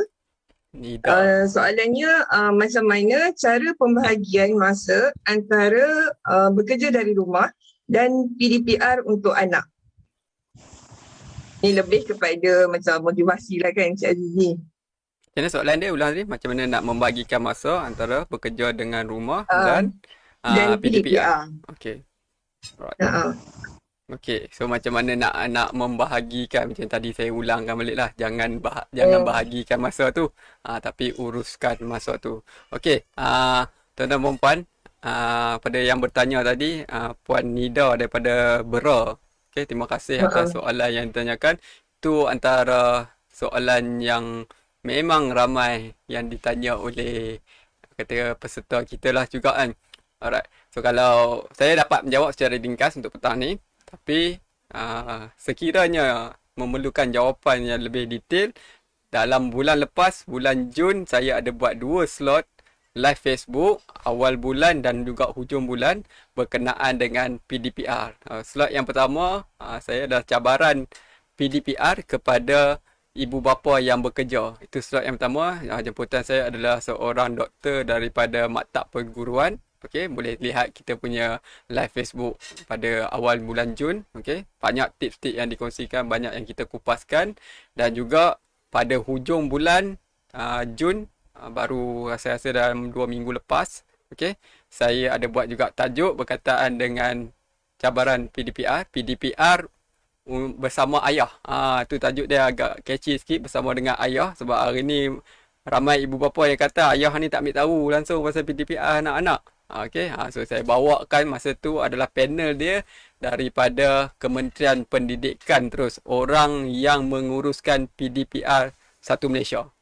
Okey, ni orang dia. So saya dapat kenalan dekat sana, saya dapat masukkan dalam 2 slot berkaitan dengan PDPR yang saya kongsikan. Tapi walau bagaimanapun, untuk soalan Puan Nida tadi tu, bagaimana untuk menguruskan masa antara PDPR dengan work from home. Okey, kita tahu kedua-dua aktiviti ni berjalan serentak setiap hari. Waktu sekolah dan waktu bekerja kita Isnin sampai Jumaat sama, waktu pagi sampailah ke petang. Okey, cuma dalam PDPR tu dia ada jadual dia. Okay, saya ambil contoh anak saya. Anak saya PDPR saya dah tahu Isnin sampai hari Jumaat dia ada 2 kelas sahaja. Okey, kelas yang pertama start pukul 9 pagi selama sejam ataupun 2 jam bergantung kepada cikgu. Dan kelas yang kedua adalah pukul 12 tengah hari sampailah pukul 1 atau 1.30. Itu yang berlaku setiap hari kecuali hari Khamis. Hari Khamis dia start pukul 10 pagi. Saya dah tahu jadual PDPR anak saya. Okey, so bila saya dah tahu jadual PDPR anak saya sesuaikan balik dengan jadual saya bekerja. Saya tengok macam mana jadual waktu saya bekerja. Okey, sekiranya macam hari ni alhamdulillah ketua unit saya ataupun pengarah saya dekat FPPKN, bila dia nak buat meeting dia akan tanya feedback pada kita punya staff, pada kaki tangan yang lain, sesuai dia buat waktu ini. Kalau tak sesuai dia akan tukar. Kebiasaannya kami akan buat meeting sebelah petang. Sebab sebelah petang majoriti staff ataupun pegawai-pegawai tak terlibat dengan PDPR anak-anak. Okay, so kita dah tahu jadual. So bila kita dah tahu jadual, kita dah tahu kita punya arahan bekerja pada rumah, dekat situ kita sesuaikan. Kita ubah, kita buat jadual kita balik macam mana. Okay, so saya rasa tak mungkin lah hari ni kalau dekat rumah tu kita cuma ada satu handphone saja. Mungkin kita ada laptop. Okay, kita ada laptop, mungkin kita ada tab. Okay, macam saya pun, kalau tuan-tuan dapat tengok setup kat saya, walaupun dekat belakang tu ada banyak buku, kat sebelah sini ada lampu. Itu yang dekat belakang saya. Tapi itu yang tak betul lah. Sebenarnya itu wallpaper saya. Okay, kalau realiti dia, kalau tuan-tuan dan perempuan dapat tengok, dekat sebelah kanan saya ada satu lagi monitor. Saya tengah view daripada Facebook. Okay, saya tengah tengok dia punya graf, okey tak okey, takut ter-offline. Saya tengok dekat depan saya ni ada laptop yang saya tengok melalui Zoom. Okay, ada panel, ada audien yang lain. Okay, dekat belakang ujung sana lebih kurang jarak dalam 2 meter daripada saya, itu adalah webcam saya dekat situ. Ni mic, di bawah mic pula ada telefon. Ada telefon. Sebelah sini ada lagi satu telefon sebelah kiri saya. So ada banyak mata, ada dua, tapi nak pandang tu ada banyak. Tu antara orang kata nak menguruskan jugalah. Macam mana nak menguruskan itu realiti yang nampak hari ni. So untuk makluman tuan-tuan dan puan-puan lah, mungkin moderator tak bagi tahu kot. Di samping hari ni saya menjadi penceramah, saya juga merangkap sebagai teknikal untuk program live Facebook kita hari ni. Sebab tu handphone ada banyak kena tekan. Tadi kalau bertukar daripada moderator pergi ke video doa tadi apa semua montas tu, tu semua di bawah kawalan saya. Saya yang control. Tu yang buat moderator dia cakap terus. Okay, so itu yang berhari-hari kita buat setting. So uruskan, plan. Okay, saya plan. Okay, dalam masa saya plan, contoh saya suka dengan anak saya, dia suka dengan mic ni apa semua peralatan yang ada, gadget-gadget yang ada. So sebelah malam tu dia akan tolong sekali gantung green screen, tengok wire tarik. Lepas tu kalau saya nak test mic kan, saya minta dia duduk dekat sini, saya pergi bawa dekat luar, bawa tab, try pula dengan tab kan. Semua dia cakap, abang cakap lah, dia pun cakap hello, hi, siapa dekat sana. Itu saya pula tanya, boleh dengar tak? Dia dengar. So bila ada macam tu, engagement antara anak dengan ayah makin baik lah. So PDPR pun dia sebenarnya nak ada engagement yang macam tu baik. Okay, sebenarnya ramai hari ni mak bapak yang dia tertekan dengan cikgu ada juga. Cikgu ni bagi kerja sekolah macam tu je kan. Kata dah tugas pak bapak pula kena ajar. Baru hari ni mak bapak tahu betapa susahnya nak ajar anak-anak kan. Okay, sudah cabaran cikgu kan. Tapi kalau mak bapak rasa tertekan, mungkin sebab tak boleh nak menyiapkan kerja sekolah anak-anak, mungkin ada masa hujung minggu dia tengok, berkomunikasi balik dengan cikgu. Sebab tu saya kata tadi, berkomunikasi. Okay, bila dapat komunikasi, sebab respon yang saya dapat masa saya buat live tu pun ramailah parent cakap, cikgu bagi macam ni terus kan, kita tak sempat nak tengok. Hari ni bagi, besok kena hantar. Saya sempat nak tengok hari Sabtu ni, hari ni baru hari Rabu, mana sempat kan. Lepas tu adalah yang komen tu pun cikgu-cikgu, dia kata benda boleh bincang. Kata kau lah cikgu ni bukan kejam sangat pun, rasa tak boleh nak hantar hari ni, bagi tahu janji hantar. Janji hantar. Janji kata buat, hantar. Tak suruh. Kalau besok, kalau dia kata tahun depan hantar, susah pula. Mak bapak tak tahu kan. So macam tu, komunikasi kena ada. InsyaAllah bila dah ada macam tu, komunikasi yang baik, kita dah plan, tak ada masalah lah. PDPR ke, work from home ke, 4A ke, macam mana, insyaAllah boleh. Alright, boleh ya Puan Nida atas soalan yang ditanyakan. So itulah jawapan yang saya dapat berikan. Okey, terima kasih Encik Azizi. Rasanya cukup jelas lah soalan tu. Jawapan yang Encik Azizi bagi tadi tu. Okey, kita ke soalan yang seterusnya. Dari Puan Surita, SK Pematang Badak Kuantan. Okey, dengan soalannya, sekiranya pandemik COVID-19 ini berterusan, bolehkah Encik Azizi memberikan sedikit nasihat untuk jangka panjang kepada semua penjawat awam dalam mendepani isu BDR ini? Okey. Terima kasih kepada Puan Zurita tadi. Puan Surita. Puan Zurita daripada SK Pematang. Ya, betul. Pematang Badak Kuantan. Pematang ni ada banyak, Pematang Pauh dekat Penang. Saya ingat Penang pula datang kan. Okey. So soalan dia, apakah langkah untuk mengatasi? Macam mana soalan tadi? Panjang tak soalan? Jika pandemik COVID-19 ni berterusan, Ya, bolehkah okey. Encik Azizi memberikan sedikit macam nasihat lah untuk jangka masa panjang? Okey. So sekiranya pandemik ni berterusan, kita pun duk nampak hari ni macam berterusan lah. tak tahu dekat mana bila dia akan berhenti, jangka masa panjang ke, jangka masa pendek ke. Okey. So apa yang perlu kita buat adalah kita perlu buat persediaan lah. Okey, kita perlu buat persediaan. So hari ni kita dah melalui setahun. Setahun kita telah melalui fasa bekerja daripada rumah. Setahun anak-anak kita telah menjalani PDPR. So saya yakin tuan-tuan dan puan-puan dah tahu apa kekurangan, apa kelemahan yang ada. Okey. So kekurangan dan kelemahan itulah yang perlu kita atasi. Sekiranya pandemik ni berterusan, sekiranya work from home PDPR akan berterusan, kita dah buat sedikit orang kata penambahbaikan dalam hidup kita. Saya ambil contoh macam saya. Saya selain daripada bertugas sebagai penolong pegawai penerangan di FPPKN Negeri Pahang, saya juga merupakan anggota Askar Wataniah. Okey, yang di mana pada tahun lepas semasa hari pertama lockdown ataupun PKP, saya telah dikerah bersama dengan anggota saya untuk terlibat dalam ops penawar. Okey, so semasa itu saya diarahkan untuk menjaga satu daerah lah. Okey, dalam Malaysia ni salah satu daerah. So memang 24 jam lah duduk dekat IPD. Okey, itu semasa pandemik ataupun PKP berlaku. Tetapi sebelum daripada berlakunya, masa tu kita pun dah tahu ura-ura berkaitan dengan COVID. Kita dah tahu dekat Wuhan, China, apa yang dah berlaku. Ada yang dah kena kuarantin. Okay, cuma dekat Malaysia masa tu belum lagi kritikal. Okay. Saya di dalam dunia ketenteraan masa tu kita memang didedahkan awal supaya kita membuat persiapan.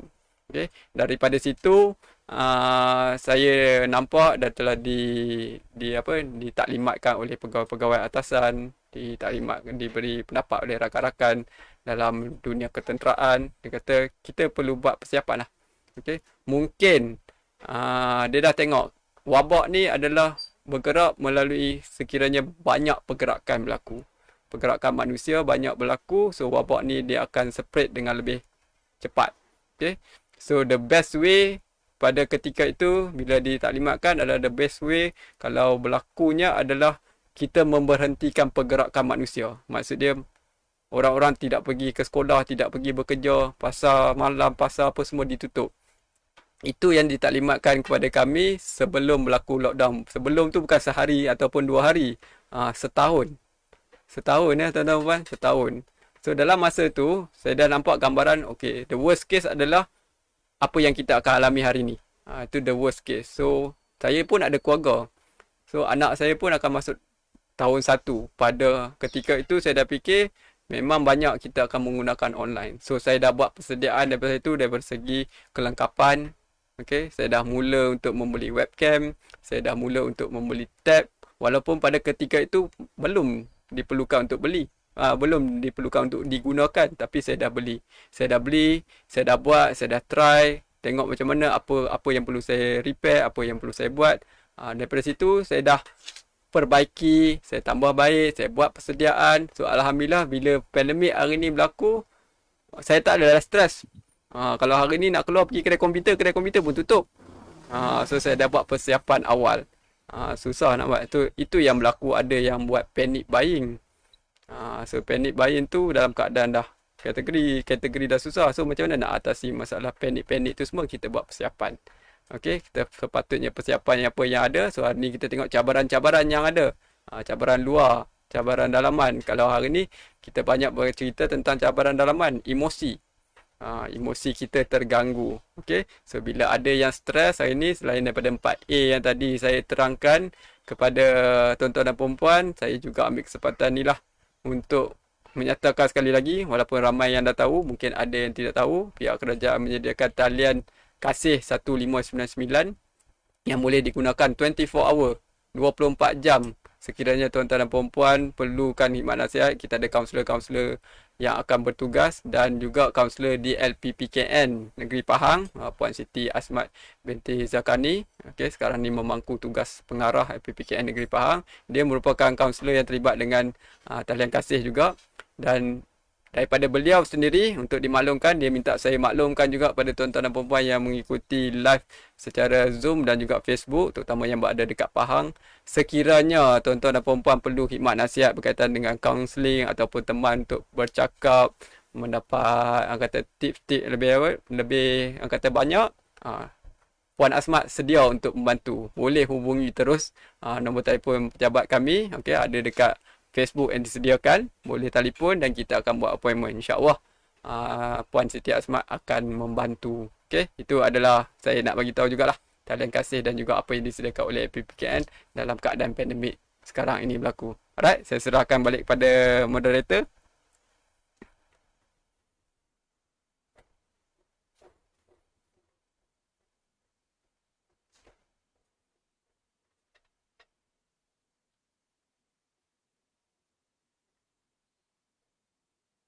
Okey, terima kasih Encik Azizi atas jawapan tadi. Saya harap Puan Surita berpuas hati dengan jawapan yang Encik Azizi bagi tadi. Dan untuk makluman Encik Azizi dan penonton semua, Puan Surita yang bertanya soalan tadi tu adalah merupakan pengurusi kelab membantu pengurusan murid kelas sekolah negeri Pahang. Oh, okey. Dia salah seorang juga yang menguruskan kursus, program kita pada hari inilah. Okey. Okey. Saya ke soalan seterusnya Encik Azizi. Boleh? Soalan yang Okey, ke-30 Ya? Soalan yang ke-30 Banyak ni. Penuh buku saya. Itulah, tengok dekat Okey, ruangan chat komen ni pun banyak juga soalan tu. Itulah. Okey, soalan dari Puan Nurul Muhazwani, SK Cenderawasih Kuantan, dengan soalannya, bagaimana cara yang sesuai untuk mewujudkan suasana bekerja dari rumah secara lebih efektif? Okey, terima kasih atas soalan Puan Hazwani. Satu soalan yang cantik. Bagaimana nak mewujudkan suasana BDR di rumah. Nak mewujudkan suasana BDR di rumah, saya rasa kena inilah, ambil meja, kursi ada kat office tu, bawa balik masuk ke rumah kot. Okey, tak adalah. Orang kata, saya teringat pada tahun 2015-2016 dulu lah. Masa tu ramai orang yang berkempen bekerja daripada rumah. Ramai sangat yang suka kita bekerja pada rumah, work from home. Okey. Tetapi ramai yang masih lagi tak tahu macam mana suasananya bekerja daripada rumah. Okey. So hari ni bila berlaku je pandemik macam ni, ini memberi peluang pada kita untuk merasai seketika macam mana perasaan dan juga apa yang berlaku untuk work from home. Okey. So macam saya, macam mana nak mewujudkan suasana BDR ataupun work from home di rumah adalah saya menyediakan yang pertama tempat lah.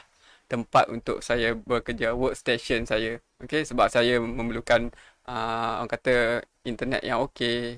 Saya memerlukan kelengkapan ICT saya ada.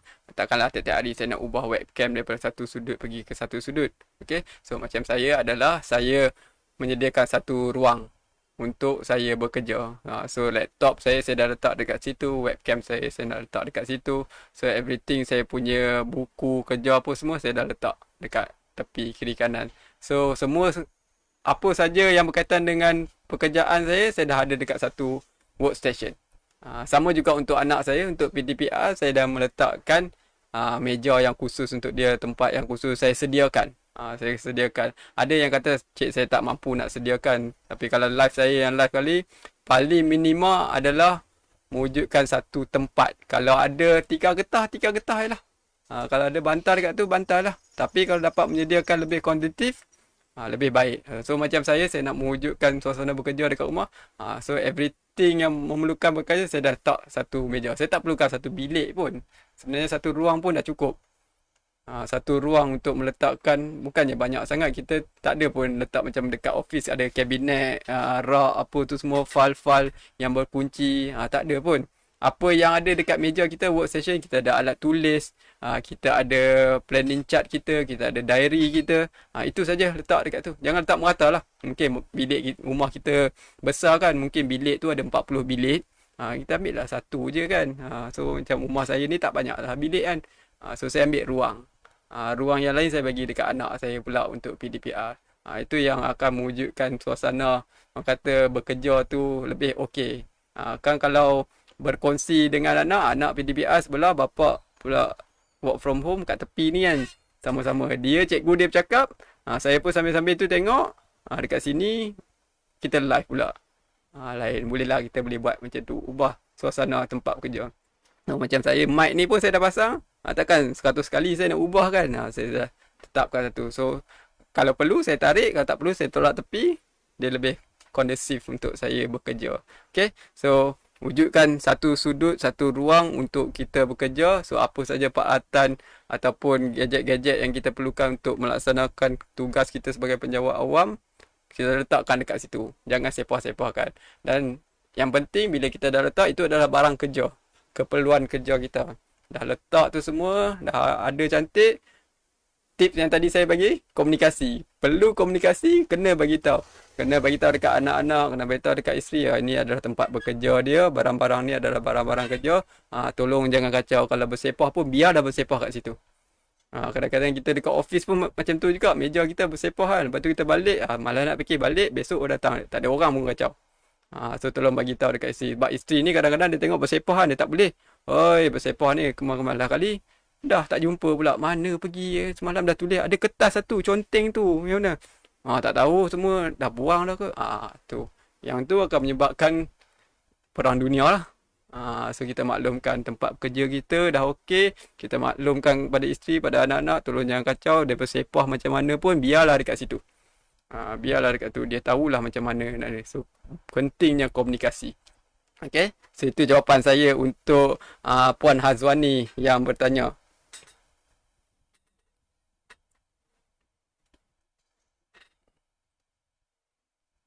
Okey, terima kasih Cik Azizi. Kita ke soalan seterusnya boleh Cik Azizi? Boleh. Tak ada masalah. Boleh. Okey. Ni ada dua orang, soalan dia sama lebih kurang. Dari Ediana Syaharuddin, SK Tanjung Bedang Petain, dan Puan Noreza. Soalan dia, macam mana nak menangani anak yang susah nak buat kerja sekolah dalam masa PDPR ini? Okey, terima kasih kepada Puan Iliana dan Puan Niza. Yang pertama, bagaimana nak mengatasi anak yang susah nak buat kerja sekolah hari ni dengan PDPR. Kalau anak saya pun sama juga. Susah ni kan. Kalau habis susah.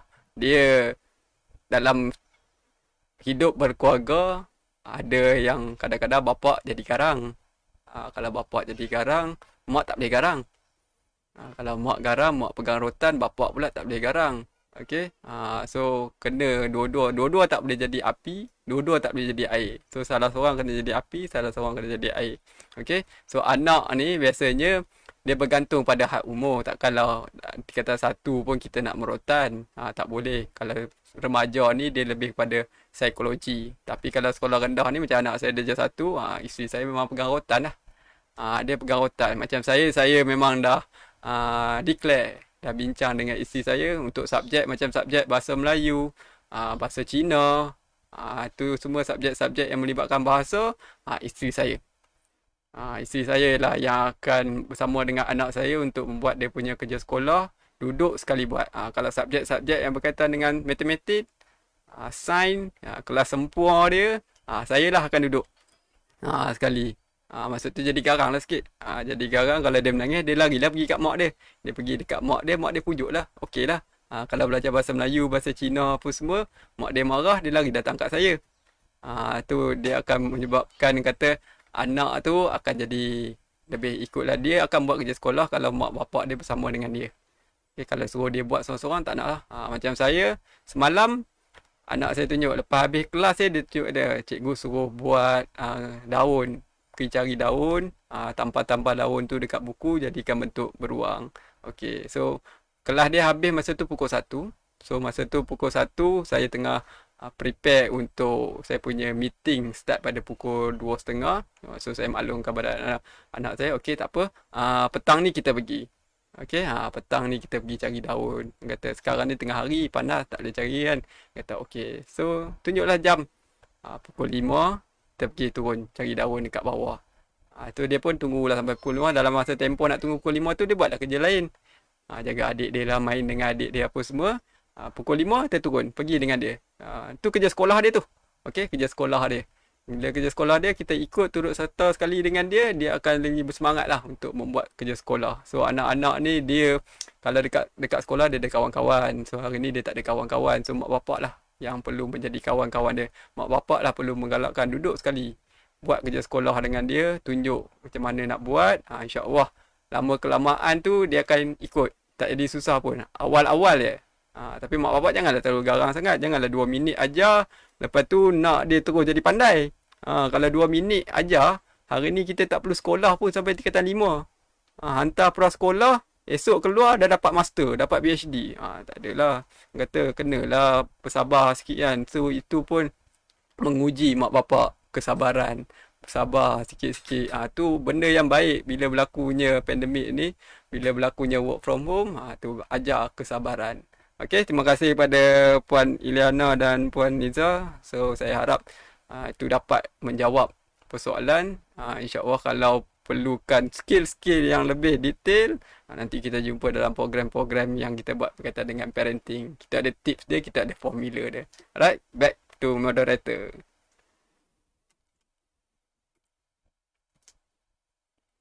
Okey, terima kasih Encik Azizi.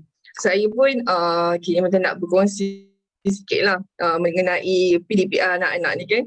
Macam anak saya ada subjek muzik. Okay, dalam subjek muzik tu dia kena buat tarian dan gerakan apa semua kan. Kata macam mana nak buat ni kan. Lepas tu kita lah terpaksa jadi pula kat depan tu kan, jadi coach untuk tengok apa. Kejap kan buat sini, kat sini kan. Kita kena study sekali kan dengan anak-anak tu. Dia kata, Sama-sama. kita sebagai mak ayah ni kata kena selalulah bantu anak-anak untuk buat kerja sekolah ni kan. Kalau tak jadi macam itulah, macam anak menjadi macam malas, macam tak nak buat kerja sekolah, tak nak masuk kelas online semua kan, malas lah belaka kan. Jadi macam mak ayah memang main peranan penting lah dalam musim sekarang ni kan Cik Azizi? Betul. Saya setuju. Okey, saya ke soalan seterusnya Cik Azizi. Boleh. Okey, soalan dari Siti Ramlah Osman dari SK Bunuk Rendang Kuantan, dengan soalan dia, bagaimana cara nak menghadapi sesetengah pandangan negatif daripada netizen bahawa penjawat awam makan gaji buta sahaja sepanjang PKP, sedangkan kita BDR dan banyak juga tugasan yang dilaksanakan. Mohon pencerahan Encik Azizi. Terima kasih. Ini memang yang paling hot. Ini yang memang paling kata banyak kabar-kabar yang kita dengar di corong-corong telefon lah. Penjawat awam ni seronok lah duduk rumah kau. Tak kerja pun duduk rumah. Relax je. Okay. Gaji dapat. Alright. So, apa yang perlu kita buat? Okay, kita itu adalah cabaran luar yang di luar kemampuan kita. Kita tak boleh nak kontrol apa yang ditaip oleh orang-orang dekat sana, apa yang diperkatakan oleh orang-orang di luar sana. Tapi apa yang boleh kita buat adalah part A tadilah. Yang pertama, avoid, elakkan. Okay, elakkan daripada mendengar, elakkan daripada terus membaca, elakkan. Sebenarnya kita hari ni kita buat kerja untuk apa? Apa tujuannya kita bekerja? Okay, kita bekerja untuk mencari rezeki, untuk mencari pendapatan, menyara keluarga kita, dan kita nak satu rezeki yang berkat. Okay, orang kata rezeki yang kita dapat tu untuk darah daging kita. Okay. So kalau kita hari ni dah diarah untuk bekerja pada rumah, kita buatkan. Apa orang nak cakap, terpulang. Itu adalah kuasa mereka. Dia orang nak cakap, cakaplah. Tak ada masalah pun. Janji kita tahu kita buat kerja. Yang penting Allah SWT tahu kerja yang kita buat, kita teruskan kita buat. Kalau kita rasa kurang, kita buat lebih. Kita lebihkan, kita buat. InsyaAllah, orang kata kita dapat tengok macam saya. Pernah dululah saya tengokkan dengan kawan-kawan saya. Saya dulu zaman dulu saya pakai kereta pun tak adalah hebat sangat. Kereta biasa je, itu pun beli cash. Bukan kereta besar lah. Kereta cash second hand dia beli. Okay. Tapi dibandingkan dengan adalah kawan saya yang dia memang kaki mengular lah sebenarnya, senang nak cakap. Tu cerita lama, sekarang ni pun dia dah berubah dah kot. Kereta dia ada, tapi kereta dia kereta baru, tapi tiap-tiap bulan rosak. Asyik rosak. Asal dapat gaji tu rosak, ini rosak kata kan. Pelik kata, kereta baru. Tapi bila dia tengok kereta kau ni nampak buruk, teruk kan, bumbung macam nak tercabut ni rasa kan. Tapi tak ada pula rosak kan. Dia kata kita kena check lah. Check balik duit yang kita dapat tiap-tiap bulan tu, sumber yang kita dapat tu, adakah betul kerja yang kita buat. Kalau kita diamanahkan untuk buat kerja tu, kita buatlah betul-betul. Okay. So hari ni kita tak perlu nak pening-pening dengan kita punya netizen dekat luar sana yang mengatakan kita makan gaji buta. So terpulang dia orang nak buat. So macam saya, kelebihan dekat saya lah, saya rasa sebagai penjawat awam, saya mengambil risiko untuk membuat sesi live tiap-tiap minggu. Sesi live yang saya buat tiap-tiap minggu ni yang menunjukkan yang penjawat awam ni bekerja. Kita bekerja, kita menyampaikan perkhidmatan kita kepada masyarakat. Biar netizen tengok sekarang ni, biar dia orang share juga. Ni buat kerja, bukan kita tak buat kerja, kita buat kerja. Banyak kalau kita tak buat kerja hari ni, rasa dekat shopping komplek ada yang tak buka lah hari ni kan. Traffic light tu saya rasa lampu terus padam, tak ada lampu merah, hijau, kuning apa semua. InsyaAllah rasa talian internet pun tak ada, rosak kan semua kan. So tu penjawat awam jugalah yang bekerja pada rumah, lagilah cabaran besar. Okay. So apa yang saya boleh katakan dekat sini adalah 4A tadi tu, ambil yang first, avoid, elakkan. Okay. Biarlah apa dia orang nak cakap, biarlah apa yang dia orang nak kata, janji kita tahu kita melaksanakan kerja yang telah diamanahkan. Okay. So itu jawapan saya kepada puan yang bertanya.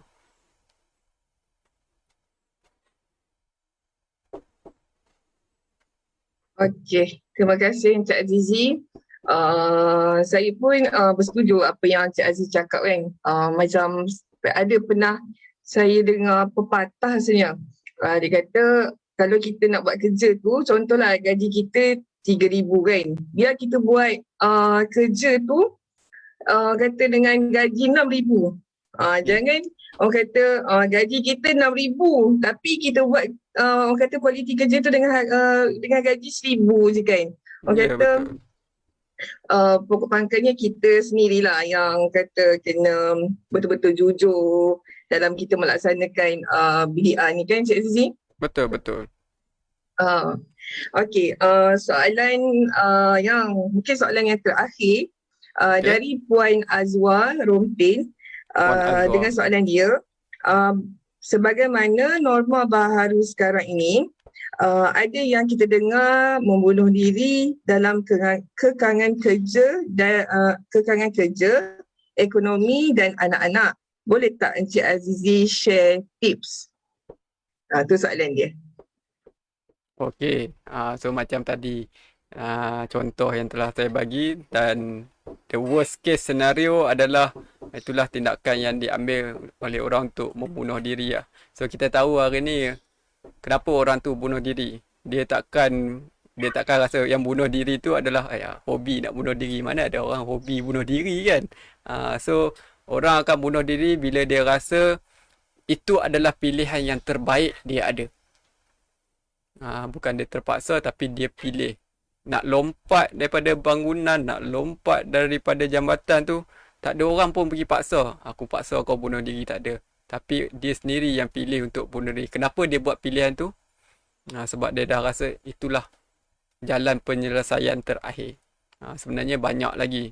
So orang yang biasanya mengambil keputusan untuk bunuh diri, kalau kita korek balik, kita tanya balik kan, orang dah bunuh diri kita tak payah nak tanya dah pun. Tapi apa yang berlaku dia adalah bila kita check balik rekod orang-orang yang mangsa bunuh diri ni, kenapa dia berlaku tu. Kita akan check, polis akan buat postmortem, check, oh dia ada masalah ni, dia ada masalah ni, mungkin Along cari apa semua. Sampai hari ni pun mungkin disebabkan tekanan, suami isteri bertengkar apa benda, tak ada satu komunikasi yang baik.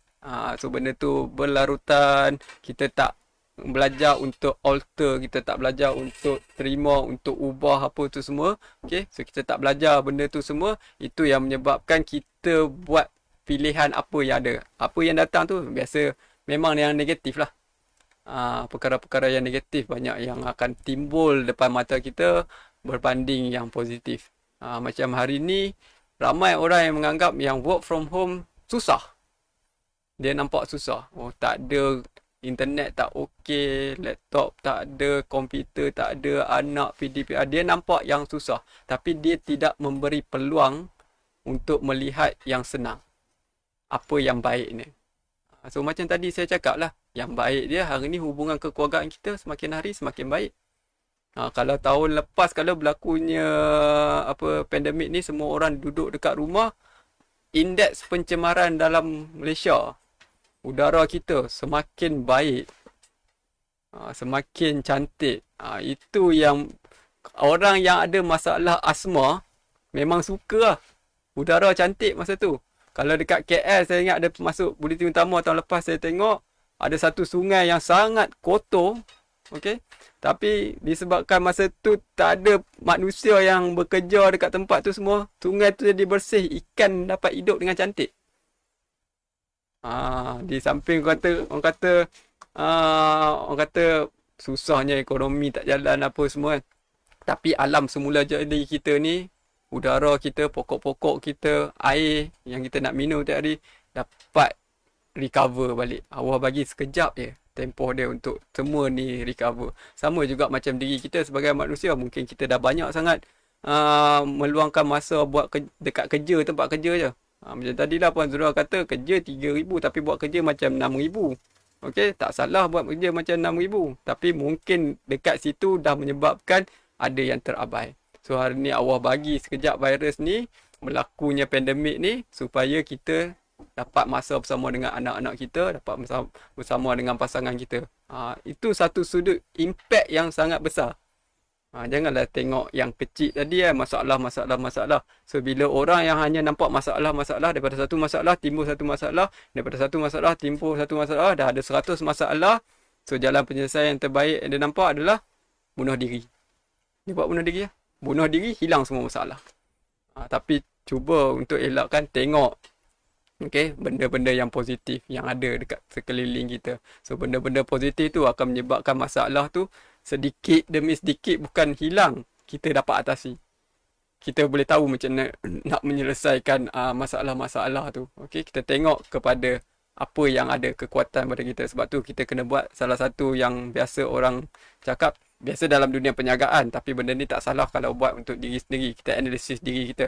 Kita menggunakan SWOT analysis, SWOT, SWOT analysis. Apa kekuatan yang kita ada, apa kelemahan yang kita ada, apa peluang yang kita ada, apa ancaman yang kita ada. So daripada SWOT analysis tu, kita buat kajian tentang diri kita, kita buat penilaian tentang diri, lagi kenal diri kita, lagi mudahlah untuk kita menjalani kehidupan sebagai manusia yang baik. Kita ada banyak karakter yang perlu kita mainkan. Alright, so terima kasih kepada Puan Azwa daripada Rompin atas soalan yang ditanyakan tu. So untuk Puan Azwa, belajarlah kemahiran menguruskan emosi. So datanglah kita punya program terapi minda, program parenting at work, dan juga program lain-lain program yang kita anjurkan dekat PPKN. So banyak yang tuan-tuan dan puan akan belajar. Alright, back to you moderator. Okey, Cik Azizi. Boleh tak last soalan? Sila, tak ada masalah. Okey.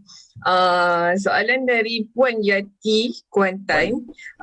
Macam mana nak kekal bertenang dalam keadaan sekarang ni Setiap hari kes makin naik, jadi stres tengok angka yang naik. Lepas tu nak mengajak anak di rumah.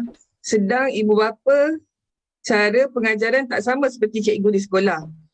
Ibu jadi stres nak mengajar anak agar anak boleh faham seperti pengajaran di sekolah.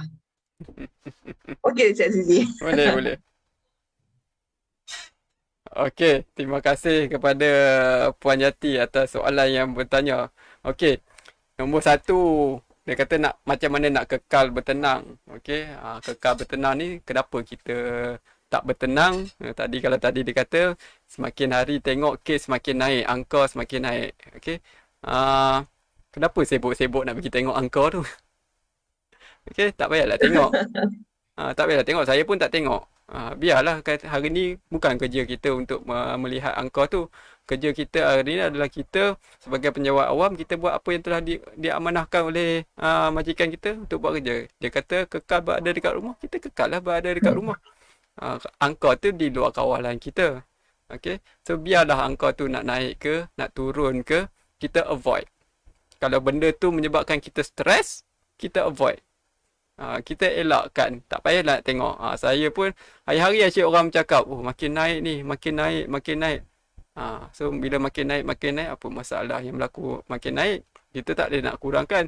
Tapi kita hanya buat, kalau nak keluar, ikut SOP. Kalau kata tak boleh rentas negeri, tak boleh rentas, janganlah buat. Kalau hari ni kita sebagai penjawat awam, kita kena kekal berada dekat rumah, Itu yang sepatutnya kita buat. Okay? So, elakkan. Alright. So kalau ada benda-benda yang kita tak boleh elakkan, kita jadi tak bertenang. So macam mana nak bertenang? Okay, ni tips yang saya nak bagi, macam mana nak bertenang. So cara adalah untuk bertenang, biasa kita berdebar, kita nervous. Cara yang paling berkesan hari ni adalah kita bernafas. Okay, ramai orang bernafas. Cik Aziz, saya bernafas.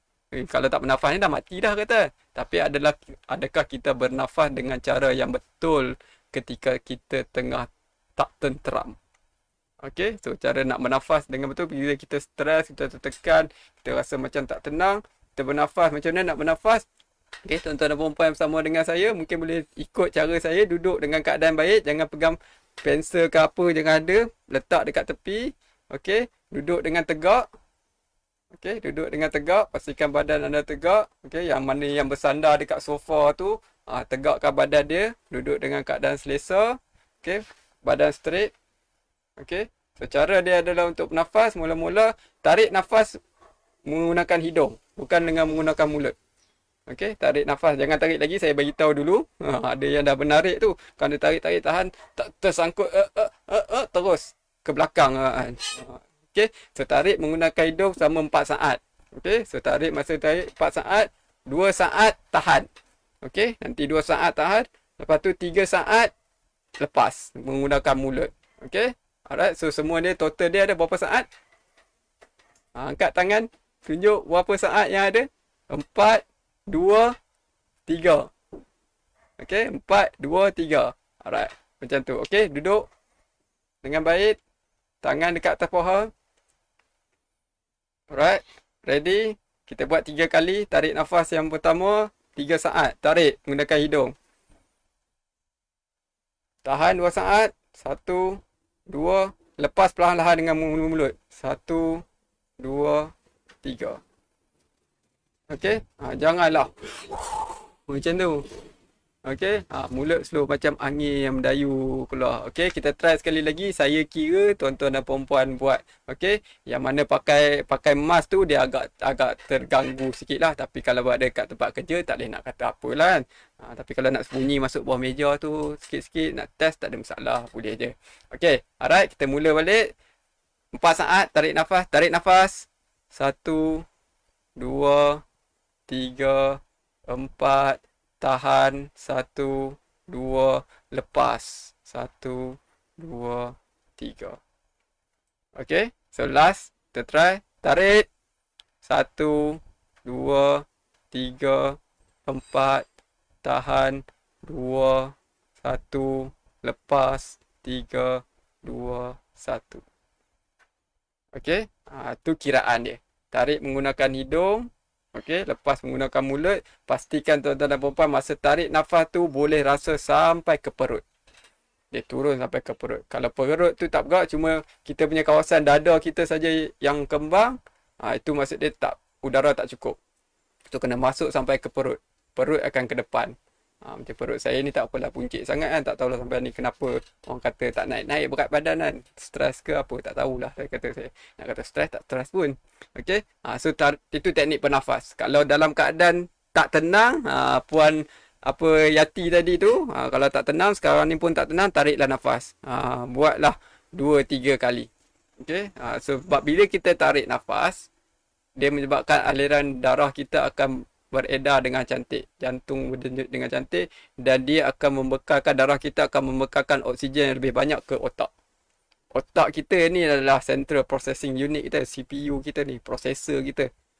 So biasanya kita tak tenang ni, ada sebab lah benda yang kita tengok tak okey ke apa ke, kucing melompat-lompat ke apa kan, bulu kucing tu tak mandi lagi ke, tu tak tenang. So otak akan proses, otak ni adalah benda ataupun organ yang paling, tak, orang manusia tak boleh nak cerita, organ yang paling hebat setakat ni lah. Dia akan proses dan dia akan hantar signal ke dalam badan kita, termasuk jantung, termasuk hati, saluran darah, supaya untuk bertenang dan kita boleh buat apa yang sepatutnya. Bernafas. Okay. Hari ni, alhamdulillah, oksigen yang kita sedut tu belum kena bayar. Kalau kena bayar, saya tak tahulah.